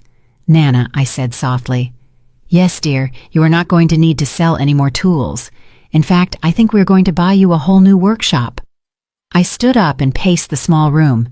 The pieces were falling into place. I had the fraud evidence against my father. I had the financial leverage to secure our future. Now I just needed to execute the takedown. I opened my laptop again. I had one more call to make, and this one was not going to be to an historian. It was going to be to an executioner. I searched for the number I had saved years ago. Elias Thorne. He was not a polite lawyer. He did not work in a glass tower. He worked out of a converted loft in Pioneer Square, and he had a reputation for destroying corporate bullies. We had met when I was an intern, and he was suing my previous employer for wage theft. He had told me then, if you ever find a smoking gun, Chloe, bring it to me. I like the smell of gunpowder. I looked at the clock. 3:45. I pressed dial. Elias picked up on the second ring. He sounded awake. He was always awake. This better be good, Chloe, he rasped. It is not good, Elias, I said. It is perfect. I have a case of elder financial abuse, bank fraud, and federal insurance fraud. The perpetrator is a prominent real estate developer. The victim is his mother-in-law. Go on, Elias said. I could hear the flick of a lighter. I have the forensic image of his hard drive. I have the forged power of attorney. I have the confession from an accomplice. And I have the timeline of a fake warehouse fire that funded his entire empire. Elias let out a low whistle. That is not a lawsuit, Chloe. That is a RICO indictment. Who is the target, Richard Miller? My father. Silence, then a low chuckle. Biblical. I like it. What is the fee structure? Contingency, I said. 30% of recovered assets. And I want you to file an emergency injunction to freeze the yacht he just bought with my grandmother's house as collateral. Done, Elias said. When do we serve him? Tomorrow at noon, I said. He is hosting a launch party at the marina. Everyone will be there. Investors, friends, the press. I want you to serve him on the deck of his own boat. I could hear Elias smiling through the phone. I will have the papers drawn up by sunrise. I will bring the U.S. Marshals for the asset seizure. You just make sure he doesn't leave the dock. I won't let him, I promised. I hung up the phone and looked at Nana. She had finally laid down on the lumpy mattress, exhausted by the trauma of the day. Sleep well, Nana, I whispered, because tomorrow we take back everything they stole. I sat back in the chair and watched the rain streak against the window. The plan was set. The trap was primed. My parents thought they had discarded us. They thought they had silenced the inconvenient truth. They were about to learn that the truth does not stay buried, especially when it is armed with a forensic audit and a 20-year-old patent. Tomorrow the Sea Ray would launch, but it would be the shortest voyage in history. The noon sun over Lake Washington was blindingly bright, a stark contrast to the gray misery of the rain that had soaked us only hours before. The marina was transformed into a carnival of wealth. White tents lined the dock, fluttering in the breeze. A jazz band played a smooth, soulless rendition of a classic standard. Waiters in white tuxedo jackets moved through the crowd with trays of champagne and caviar blinis, the very same appetizers I had been ordered to prepare in the basement kitchen just yesterday. At the center of it all sat the Sea Ray. My parents had draped a massive red ribbon across the bow, and newly applied gold lettering on the hull proudly displayed the yacht's name. The Rose. The irony made my stomach turn. They had named the boat after the woman they had robbed to buy it. I stood at the top of the ramp leading down to the private dock. Beside me, Nana Rose sat in her wheelchair, but she looked different today. We had spent the last of our money, the cash Marcus had given me, and the remainder of the tool money at a high-end rental boutique that morning. Gone was the stained windbreaker. Gone were the canvas sneakers. Nana was wearing a sharp charcoal gray pantsuit with a silk blouse. I wore a matching navy blazer and trousers that concealed my knee brace. We did not look like the poor relations anymore. We looked like a board of directors. I gripped the handles of the wheelchair. My hands were steady. The pain in my leg was still there, a dull, throbbing reminder of why I was doing this, but the adrenaline had sharpened my senses to a razor's edge. "Ready, Nana?" I asked softly. She adjusted her lapels and looked down at the dock where her daughter and son-in-law were holding court. She took a deep breath, the kind she used to take before wrenching a stubborn bolt on a 747 engine. "I am ready," she said. "Let's go crash a party." I began to push. The wheels of the chair hummed on the wooden planks. My cane clicked rhythmically with every step. Click, hiss, click, hiss. It was the sound of a countdown. As we descended, I could hear my father's voice booming over the PA system. He was standing on a makeshift podium in front of the yacht, holding a microphone, basking in the adoration of the crowd. "Ladies and gentlemen," he bellowed, flashing his winning smile, "thank you for joining us on this momentous occasion. This vessel represents more than just a boat. It represents years of hard work. It represents the American dream. It represents the legacy I am building for my family." The crowd applauded politely. I scanned the faces. I saw Mr. Sterling, the investor, looking skeptical but intrigued. I saw Tiffany live streaming from the front row, posing with a bottle of champagne she was too young to drink. I saw the neighbors who had ignored us for years. We reached the bottom of the ramp and started moving through the crowd. At first, no one noticed us. They were too focused on the free alcohol. But then a woman in a floral dress turned and gasped. She nudged her husband. "Wait, isn't that the daughter?" she whispered loud enough for me to hear. "The one who was limping yesterday." Her husband squinted over his sunglasses. "And is that the grandmother I thought they were indisposed?" The whispers spread like a wave. Heads began to turn. The crowd parted not out of respect, but out of confusion. We were an anomaly. We were the ghosts returning to the feast. I kept my eyes locked on the stage. Richard was still talking, oblivious to the shift in the atmosphere. "You know," he continued, sweeping his hand toward the horizon, "when I started my company, I had nothing but a vision. I built my empire brick by brick, dollar by dollar. No handouts, just grit." "Liar," Nana muttered under her breath. We were 30 feet from the stage now, 20 feet. Tiffany was the first to see us. She lowered her phone, her mouth dropping open. She tapped Marcus, who was standing next to her, holding her purse. Marcus looked up, saw me, and immediately took a step back, melting into the crowd. He knew what was coming. Linda saw us next. She was standing beside Richard, holding a bouquet of roses. Her smile faltered. She blinked rapidly as if trying to hallucinate us away. She took a step forward, her face twisting into a mask of furious panic. "What are you doing here?" she mouthed silently at me, making a shooing motion with her hand. "Go away." I did not stop. I pushed the wheelchair right up to the velvet rope separating the VIP section from the general guests. I unhooked the rope and let it fall to the dock with a soft thud. The sound was small, but it was enough to catch Richard's attention. He stopped mid-sentence. He looked down from the podium. When he saw us, his face went through a complex series of contortions, confusion, recognition, and finally a flash of pure, unadulterated rage.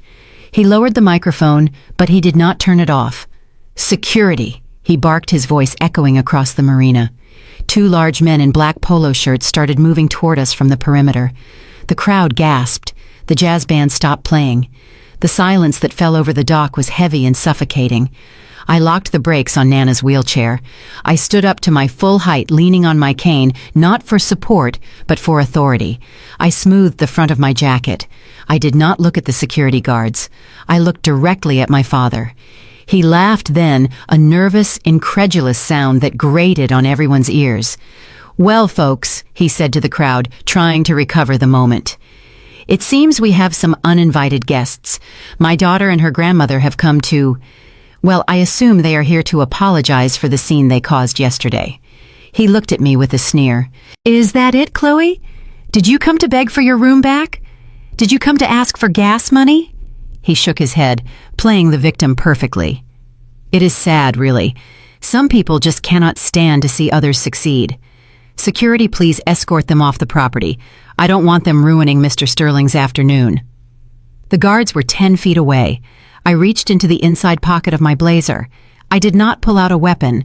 I pulled out a thick envelope stamped with the seal of the King County Superior Court. I stepped forward, bypassing the security guards who hesitated when they saw the legal documents. I walked up the 3 steps to the podium. Richard looked at me, stunned by my audacity. He tried to block me, but I was faster. I reached out and grabbed the microphone from his hand. He was too shocked to resist. I turned to face the crowd. My heart was pounding against my ribs like a trapped bird, but my voice, when it came out, was steady as stone. "I apologize, everyone," I said, my voice amplified across the entire harbor. "The party is over." Richard lunged for the mic. "Give me that." "You are insane." I sidestepped him, my cane creating a barrier between us. "This is not a celebration." I continued, speaking over his shouting. "This is a crime scene." A collective gasp went through the crowd. Mr. Sterling took a step back, his eyes narrowing. I raised the envelope high in the air so everyone could see the red stamp. "This is a federal injunction issued by the United States District Court," I announced. "As of 1 hour ago, all assets belonging to Richard and Linda Miller have been frozen, pending a federal investigation into insurance fraud, bank fraud, and elder financial abuse." Lies. Richard screamed, his face turning a deep, dangerous shade of red. "She is lying. She is mentally unstable. Grab her." The security guards looked at each other, then at the document in my hand, then at Richard. They did not move. They were hired muscle, not accomplices to a federal crime. I opened the envelope and pulled out the top sheet. "This yacht, the Sea Ray 400, I read aloud, glancing at the hull, was purchased using a fraudulent loan secured by the illegal mortgage of the home belonging to Rosemary Patterson." I pointed to Nana, who was sitting tall in her wheelchair, looking at her daughter with eyes full of sorrow and strength. "The woman sitting right there. The woman whose signature you forged while she was in the hospital." Linda let out a shriek. "How dare you? We took care of her. We manage her affairs. You stole her house." I corrected, my voice booming. "And you used the proceeds to buy this boat. Well, I have bad news, Dad. The bank knows, the IRS knows, and the United States Marshals know." As if on cue, the sound of sirens cut through the air. But they were not coming from the street. They were coming from the water. 2 harbor patrol boats, blue lights flashing, roared into the marina flanking the yacht. At the same time, 3 black SUVs pulled up to the curb at the top of the ramp. Men and women in windbreakers emblazoned with federal agent got out. The crowd began to panic.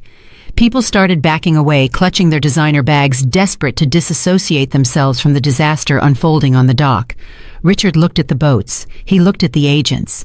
He looked at Mr. Sterling, who was now frantically typing on his phone, likely canceling the deal. This is a mistake," Richard stammered, the microphone picking up his trembling breath. "I can explain. It is a misunderstanding. It is an accounting error. I stepped closer to him. I was close enough to smell the expensive cologne he used to mask the rot of his character. It is not an error, Dad, I whispered, though the whole dock heard it. It is an audit. And you failed. I turned to the crowd one last time. Please clear the dock immediately. This vessel is now the property of the United States government. I handed the microphone back to my father. He took it limply, his hands shaking so hard he almost dropped it. He looked small. He looked old. The veneer of the successful tycoon had dissolved, leaving behind only a scared con man who had been caught by the one person he underestimated. I walked back down the stairs to Nana. I released the brakes on her chair. Did I do okay? I asked her. Nana looked at Richard, who was now being approached by 2 agents with handcuffs. She looked at Linda, who was screaming at a police officer. She smiled, and it was the brightest thing on the dock. You did good, Chloe. You did real good. We turned our backs on the chaos and began the long walk up the ramp. Behind us, the golden letters on the hull of the Rose seemed to dull under the weight of the police tape being wrapped around the railing. We didn't look back. We didn't need to. The sound of justice was loud enough. The silence on the dock was broken by the heavy, rhythmic thud of combat boots hitting the wooden planks. It was a sound that did not belong at a yacht club. It was the sound of authority, and it made the champagne glasses in the guests' hands tremble. From behind me, a phalanx of uniformed agents moved forward, parting around Nana's wheelchair, like a river flowing around a stone. They were not smiling. They were not there for the canapes. They wore navy blue windbreakers with yellow lettering that spelled out U.S. Marshal and IRS Criminal Investigation. Alongside them walked a man in a sharp gray suit who looked like an undertaker. He carried a leather briefcase and walked with the grim determination of a man who was about to foreclose on a soul. I recognized him from the research I had done in the motel room. He was the senior risk officer from Marine Finance Corps, the bank that held the fraudulent note on the yacht. Richard stood frozen on the podium, the microphone still dangling loosely in his hand. He looked at the approaching wall of law enforcement with the wide, uncomprehending eyes of a deer staring down a freight train. He tried to speak to charm, to use the salesman voice that had gotten him out of trouble his entire life, but his throat seemed to have collapsed. Agent Miller, a tall woman with a face carved from granite, stepped up to the podium. She did not ask for permission. She simply occupied the space. She looked at Richard, then at Linda, and finally at the gleaming white hull of the Sea Ray behind them. Richard Miller and Linda Miller. She announced, her voice projecting clearly without a microphone. I am Special Agent Ross with the Financial Crimes Task Force. We are executing a federal seizure warrant for this vessel and all associated assets. She turned to the man in the gray suit. Mr. Henderson, if you would. The bank representative stepped forward. He did not look at Richard. He looked at the boat. He signaled to 2 men in jumpsuits carrying large rolls of orange tape and metal clamps. As the representative of Marine Finance Corporation, he stated, his voice dry and clinical. We are exercising the acceleration clause of the loan agreement, number 7492. Due to material misrepresentation of collateral and identity fraud, the total principal of $212,000 is immediately due and payable. Since no payment is forthcoming, we are repossessing the asset. Richard found his voice then. It was a high, strangled squeak. Repossessing. You cannot do that. We have a grace period. I have investors right here. Mr. Sterling. Tell them. He turned desperately to find Mr. Sterling, but the potential investor was already gone. He was power-walking toward his Bentley at the top of the ramp, talking furiously on his phone, likely instructing his lawyers to burn any contract Richard had ever touched. There are no investors, Richard, I said from the bottom of the stairs. There never were. It was all smoke and mirrors. And the smoke just cleared. The men in jumpsuits moved efficiently. They did not care about the gold lettering or the red ribbon. They walked up the gangway, their boots leaving mud on the pristine white fiberglass. They began wrapping thick, bright orange tape around the railings. They slapped a large neon sticker on the glass sliding door of the cabin. Seized. Property of U.S. Gov't. No trespassing. Linda let out a wail that sounded like a wounded animal. She lunged forward as if to scratch the sticker off with her manicured nails. "Stop it! You are ruining the finish. Do you know how much that glass cost?" "Get your hands off my boat." Agent Ross stepped in front of her. She did not touch Linda. She just stood there, an immovable object. "Mrs. Miller, step back," she commanded. "If you interfere with a federal seizure, you will be placed in handcuffs immediately." Linda stopped her chest, heaving her face a mask of ruined mascara and terror. She looked at the guests seeking sympathy, but the dock was emptying fast. The social elite of Seattle have a very low tolerance for scandal. They were fleeing the scene like rats, sensing water leaving their half-eaten appetizers and full champagne glasses behind. Agent Ross pulled a document from her vest. She unfolded it. It was long. She began to read. She did not read quickly. She read with the slow, deliberate pacing of a judge pronouncing a sentence. "You are hereby notified that you are under investigation for the following violations of United States Code. Count 1. Title 18, Section 1344, Bank Fraud. Creating a shell entity, Rose Holdings LLC, for the purpose of obtaining credit under false pretenses." Richard flinched, as if he had been struck. Count 2. Title 18, Section 1028, Aggravated Identity Theft. The unauthorized use of the identification and credit profile of Rosemarie Patterson to secure high-value assets. Nana Rose, sitting in her wheelchair, straightened her back. She looked at her son-in-law. She did not look angry anymore. She looked disappointed. It was the look of a mother who realizes she has raised a monster, but finally has the strength to stop feeding him. Count 3. Washington State Code 74.34, Financial Exploitation of a Vulnerable Adult. The systematic draining of equity from the primary residence of an elderly dependent through forgery and deception. The words hung in the thick, salty air. Vulnerable adult. Forgery. Exploitation. The few remaining guests, mostly neighbors who were too nosy to leave, gasped. They looked from Richard to Nana. The narrative Richard had spun for years that he was the benevolent caretaker of his poor, senile mother-in-law shattered instantly. The truth was laid bare. He was not her caretaker. He was her predator. But there was one person on the dock who still did not understand the gravity of the situation. One person who thought reality was something you could edit in post-production. Tiffany. My sister had been standing near the buffet table, frozen in shock. But as the agents began taping off the boat, her survival instinct kicked in. Not the instinct to flee, but the instinct to broadcast. She raised her phone. She adjusted her ring light. She hit the go live button. She ran toward the agents, holding the phone out like a shield. "Oh my God, you guys, you are literally watching this live," she screamed at her screen, her voice shrill and hysterical. "Look at this police brutality. They are attacking my family, my sister, the one I told you about, the jealous one. She called the cops on her own parents because she is bitter about being broke." She turned the camera toward me. "There she is. Look at her. She is smiling. She is literally ruining my dad's life because she didn't get a handout. Everyone spam the chat with snake emojis. Cancel her." She ran up to Agent Ross, shoving the phone in her face. "Excuse me, officer. Do you know who my dad is? You cannot just touch our stuff. This is private property. I have 20,000 followers watching you right now. Say hi to the stream." Agent Ross turned slowly. She looked at the phone. She looked at Tiffany. She did not smile. She did not wave. She reached out and plucked the phone from Tiffany's hand with the speed of a cobra striking. "Hey, Tiffany!" shrieked, grabbing at empty air. "Give that back! That is my property! I am a creator!" Agent Ross held the phone up. She tapped the screen, ending the stream. "This device is now evidence," she stated calmly. "Evidence." Tiffany laughed, a high-pitched, nervous sound.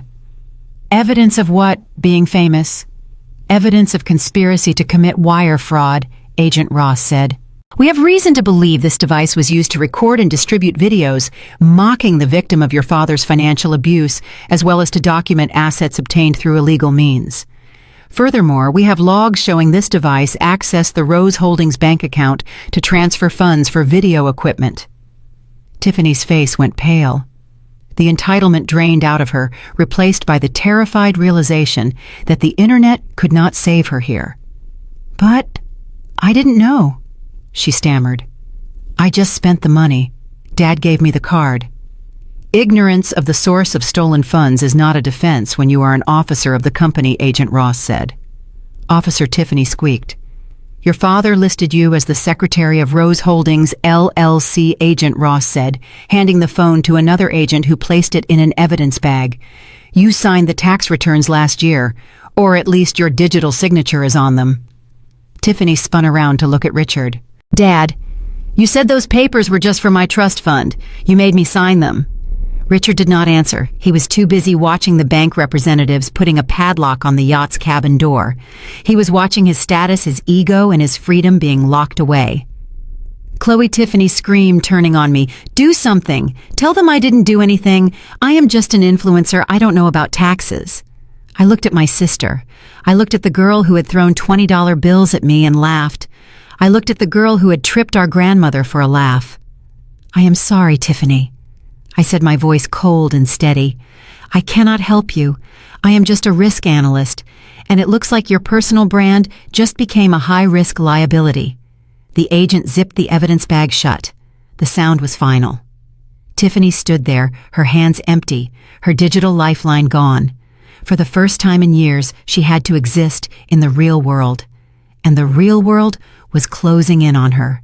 I watched as the agents finished securing the boat. The orange tape fluttered in the breeze, a bright scar on the perfect white hull. The rose was no longer a symbol of their vanity. It was a monument to their greed. The bank representative walked over to me. He held a clipboard. "Ms. Patterson," he said to Nana, "since the mortgage was obtained fraudulently, we are voiding the lien on your home.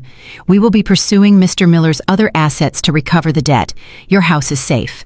Nana let out a breath she seemed to have been holding for 3 years. She reached out and took my hand. Her grip was strong. "Thank you," she whispered. I looked at my parents. They were standing apart now. The united front had crumbled. Linda was crying over her social standing. Richard was staring at the water, muttering to himself. Tiffany was hyperventilating near the buffet. They were not a family. They were a corporation that had just gone bankrupt. I turned the wheelchair around. "Let's go, Nana," I said. "I think we are done here." As we walked away, I heard the agent reading the Miranda rights to my father. "You have the right to remain silent. Anything you say can and will be used against you." It was the most beautiful poetry I had ever heard. The show was not quite over. There was one final act remaining, and it was the one I had orchestrated with the most precision. Just as the agents were guiding my father toward the back of the unmarked SUV, a sleek black Lincoln Continental rolled silently down the dock. It moved with the heavy, dignified grace of old money parting the sea of police vehicles and gawkers. It did not belong to a flashy real estate developer or a desperate bank manager. It bore the subtle, understated authority of true corporate power. The car stopped right at the base of the ramp, blocking the path of the agents escorting my parents. The driver got out and opened the rear door. A man stepped out. He was in his 60s, wearing a navy suit that cost more than my father's yacht, and carrying a slim, hard-shell briefcase. I recognized him immediately from the video call I had arranged at 3 a.m. It was Mr. Blackwood, the senior general counsel for the Boeing Company. He adjusted his glasses and scanned the scene, his eyes passing over the police tape, the weeping Linda, and the handcuffed Richard with mild disinterest. Then his gaze landed on the woman in the wheelchair. He walked straight toward us, ignoring the chaos around him. "Mrs. Rosemary Patterson," he asked, his voice deep and respectful. Nana looked up, clutching her purse. "Yes, that is me." Mr. Blackwood bowed his head slightly, a gesture of genuine deference that made my father's eyes bulge in his sockets. "It is an honor to meet you, ma'am. I am Arthur Blackwood from Boeing Legal. Your granddaughter Chloe contacted us early this morning regarding a matter of significant historical and legal importance." Richard stopped struggling against the agents. He twisted his neck to listen. The mention of Boeing, a company he had idolized as a pillar of Seattle industry, froze him in place. I reached into the inside pocket of my blazer and pulled out the burgundy leather notebook. I held it out to Mr. Blackwood. "I believe this is what you are looking for," I said. Mr. Blackwood put on a pair of white cotton gloves he pulled from his pocket. He took the notebook as if it were a religious artifact. He opened it to the bookmarked page, the one stamped with the red clearance level. He studied the diagram of the hydraulic stabilizer valve. He checked the signature at the bottom. J. Patterson, dated October 12, 1998. He let out a long, shaky breath. "Incredible," he murmured. "We have been looking for this specific schematic for 6 years. This proves prior art. This proves we designed the X99 system 4 years before our European competitors filed their patent." He looked at Nana with intense seriousness. "Mrs. Patterson, do you have any idea what this notebook represents?" Nana shook her head. "My husband just liked to draw his ideas. He said it was just tinkering." Mr. Blackwood smiled. "It was not tinkering. It was engineering genius. This design is the backbone of our mid-range fuselage hydraulic system. Because of the missing documentation, we have been locked in a royalty dispute that has cost us millions in legal fees. This notebook ends that dispute today. It is the missing link." He closed the book gently and placed it in his briefcase, locking it with a snap that echoed on the wooden dock. My father was listening, his mouth hanging open. The realization was starting to creep into his eyes. The trash he had mocked, the grease-stained legacy he had despised, was the holy grail of aviation engineering. Mr. Blackwood turned back to Nana. "Boeing takes its intellectual property rights very seriously, Mrs. Patterson, but we also believe in rewarding the innovators who built this company. Your late husband was an uncredited inventor on a key system. We intend to rectify that." He reached into his jacket pocket and pulled out a pale blue envelope. "We will be drawing up a formal contract for the transfer of the physical artifact and the assignment of rights, which will include a structured royalty agreement for all future use of the patent. However, given the urgency of the situation and the value of this discovery, the board authorized me to bring this immediately." He handed the envelope to Nana. "This is a signing bonus, an advance on future royalties. Consider it a thank you for keeping this history safe for 20 years. Nana opened the envelope with trembling fingers. She pulled out the check. She stared at it. She blinked, then pulled it closer, as if she could not believe the numbers printed on the paper. "Chloe," she whispered, her voice cracking. "Is this right? Are there too many zeros?" I looked over her shoulder. It was a cashier's check. Certified funds. The number 2 followed by a 5, followed by 4 beautiful zeros. "It is right, Nana," I said. $250,000. The silence that followed was absolute. Then slowly I turned to look at my parents. This was the moment, the payoff, the universe balancing the scales. Richard was staring at the check in Nana's hand. I could see the gears turning in his head. I could see him doing the math. $250,000.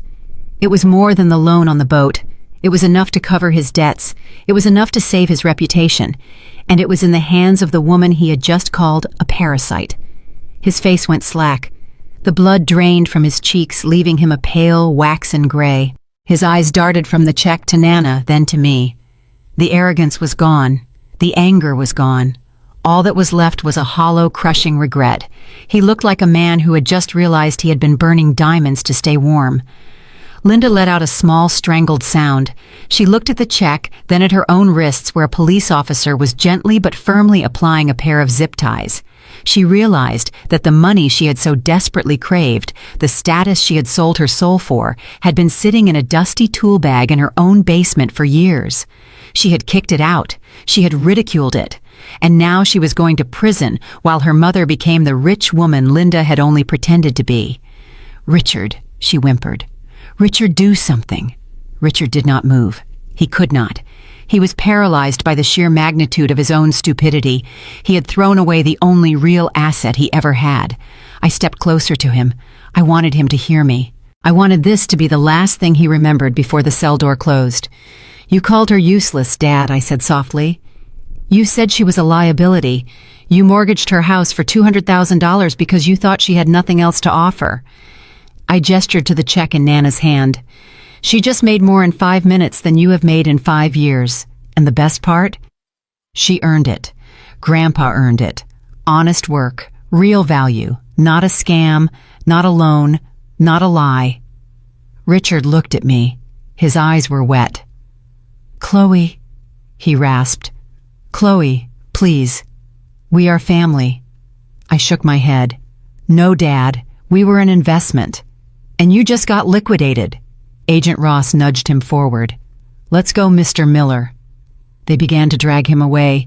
He twisted his body, looking back at us, looking back at the check, looking back at the life he had destroyed with his own greed. "Nana," he shouted, desperate now. "Mom, please, I can manage that money for you. I can invest it." Nana did not look up. She was busy folding the check and placing it carefully into her purse, right next to the picture of my grandfather. Mr. Blackwood watched the scene with a raised eyebrow. "I take it you do not require a ride to the station, ladies?" he asked. "No, thank you," I said. "We have our own plans." "Very well. My office will be in touch regarding the full contract. Good day, Mrs. Patterson." He nodded to me, got back into his Lincoln, and drove away. I stood there on the dock, the sea breeze blowing through my hair. I watched the police cars driving away, their lights flashing red and blue against the marina skyline. I watched the orange tape flapping on the seized yacht. I looked down at Nana. She was wiping a tear from her cheek. "Are you okay?" I asked. She looked at the purse in her lap. Then she looked up at me and smiled. A real smile. "I am better than okay, Chloe. I think I am finally ready to retire." I grabbed the handles of her wheelchair. "Let's go, Nana. I know a really good surgeon who has an opening on Friday, and I think we can afford the upgrade to the private recovery room." We turned and walked away from the water, leaving the wreckage of my parents' vanity behind us. We didn't limp. We didn't rush. We walked with the steady, confident rhythm of people who had nothing left to hide and everything to look forward to. The check in Nana's purse was heavy, but the freedom was weightless. It has been 18 months since the day the United States Marshals put a padlock on the Sea Ray, and I am writing this from a corner office that overlooks the Seattle skyline. But the view is not the best part. The best part is that I walked here. I walked from the elevator to my desk, without a cane, without a limp, and without a single spike of pain. Dr. Henderson performed the reconstructive surgery 3 days after the boat seizure. He was able to use the advanced technique because I paid him in full up front with a cashier's check drawn from the signing bonus Boeing gave Nana. The recovery was brutal, but for the first time in my life, I had a support system that actually supported me. Nana sat by my bedside every day, reading magazines and telling me stories about Grandpa. She did not complain about the cost. She did not check her watch. She just held my hand. We did not blow the rest of the Boeing money on depreciating assets. We did what my father never understood how to do. We invested it. I used a portion of the capital to launch my own boutique firm, Patterson Risk Management. I named it after Nana. We specialize in forensic auditing for family trusts and estate planning. Essentially, I help vulnerable people protect themselves from predators like my parents. Business is booming. It turns out there are a lot of people in this city who need a bulldog who understands both the law and the pain of betrayal. Nana does not live in a basement anymore. I bought a condo in Queen Anne with wide hallways and accessible bathrooms. It has a dedicated workshop in the spare room where she restores vintage clocks. She bought a new set of tools, top of the line, snap-on steel, but she keeps Grandpa's old leather notebook in a glass case on the mantel. Every month, a royalty check from Boeing arrives in the mail. It is usually enough to cover our mortgage twice over. We drink champagne sometimes, but we drink it on our balcony wearing sweatpants, celebrating the fact that we owe nothing to anyone. As for the people who used to call themselves my family, their trajectory has been a steep, vertical decline. The investigation I triggered was thorough. The IRS does not believe in grace periods. Richard and Linda avoided prison time by taking a plea deal that required them to liquidate every single asset they owned to pay back the taxes, the insurance fraud penalties, and the bank loans. The mansion in Medina was sold at auction. The cars were repossessed. The country club memberships were revoked. They currently reside in a one-bedroom apartment in a suburb 40 minutes south of the city. I hear the walls are paper thin. Richard works part-time selling timeshares over the phone, a job that requires him to use the same lying skills he used on his investors but for minimum wage. Linda has been banned from her social circles. Without her money and her address, she realized very quickly that her friends were just as superficial as she was. They dropped her the moment the scandal hit the local news. I sent them a Christmas card last year. It was a picture of me and Nana standing in front of the Eiffel Tower. I did not write a message. The stamp was enough. Tiffany fared perhaps the worst of all. Without the funding from the shell company, her influencer career evaporated. She could not afford the trips, the clothes, or the bots she bought to inflate her view count. Marcus, the gym rat husband, filed for divorce exactly 1 week after the yacht seizure. He cited irreconcilable differences, which is legal speak for, she is broke now. He moved to Miami and blocked her number. Last I heard, Tiffany is working as a server at a chain restaurant downtown. A friend of mine sent me a photo. She was wearing a polyester uniform, refilling ketchup bottles, looking exhausted. It is ironic. She used to make fun of me for having a job. She used to mock Nana for serving guests. Now she relies on tips from strangers to pay her rent. I hope she remembers the lesson about kindness every time a customer is rude to her. I hope she remembers the feeling of standing on a dock, laughing at someone else's misfortune, every time her feet hurt at the end of a double shift. They wanted to teach me a lesson about responsibility. They wanted me to learn that the world does not give handouts. In a way, they succeeded. I learned that you cannot rely on blood to save you. I learned that the only person who will look out for you is you. And I learned that the most dangerous person in the room is not the one shouting. It is the one quietly doing the math. If there is one thing you take away from my story, let it be this. Do not ever let someone tell you that you are a liability when you know you are the asset. Do not let family guilt trip you into silence. And never ever underestimate a woman who knows how to read a balance sheet. Justice is not always loud. Sometimes it is just a signature on a check and the sound of a closing door. If you enjoyed seeing how Nana and I turned the tables on my toxic family, please hit that like button. It helps more people find these stories. And if you want to hear more tales of karma, revenge, and people getting exactly what they deserve, make sure to subscribe and turn on notifications. I have plenty more files in my cabinet, and I am just getting started. Thanks for watching.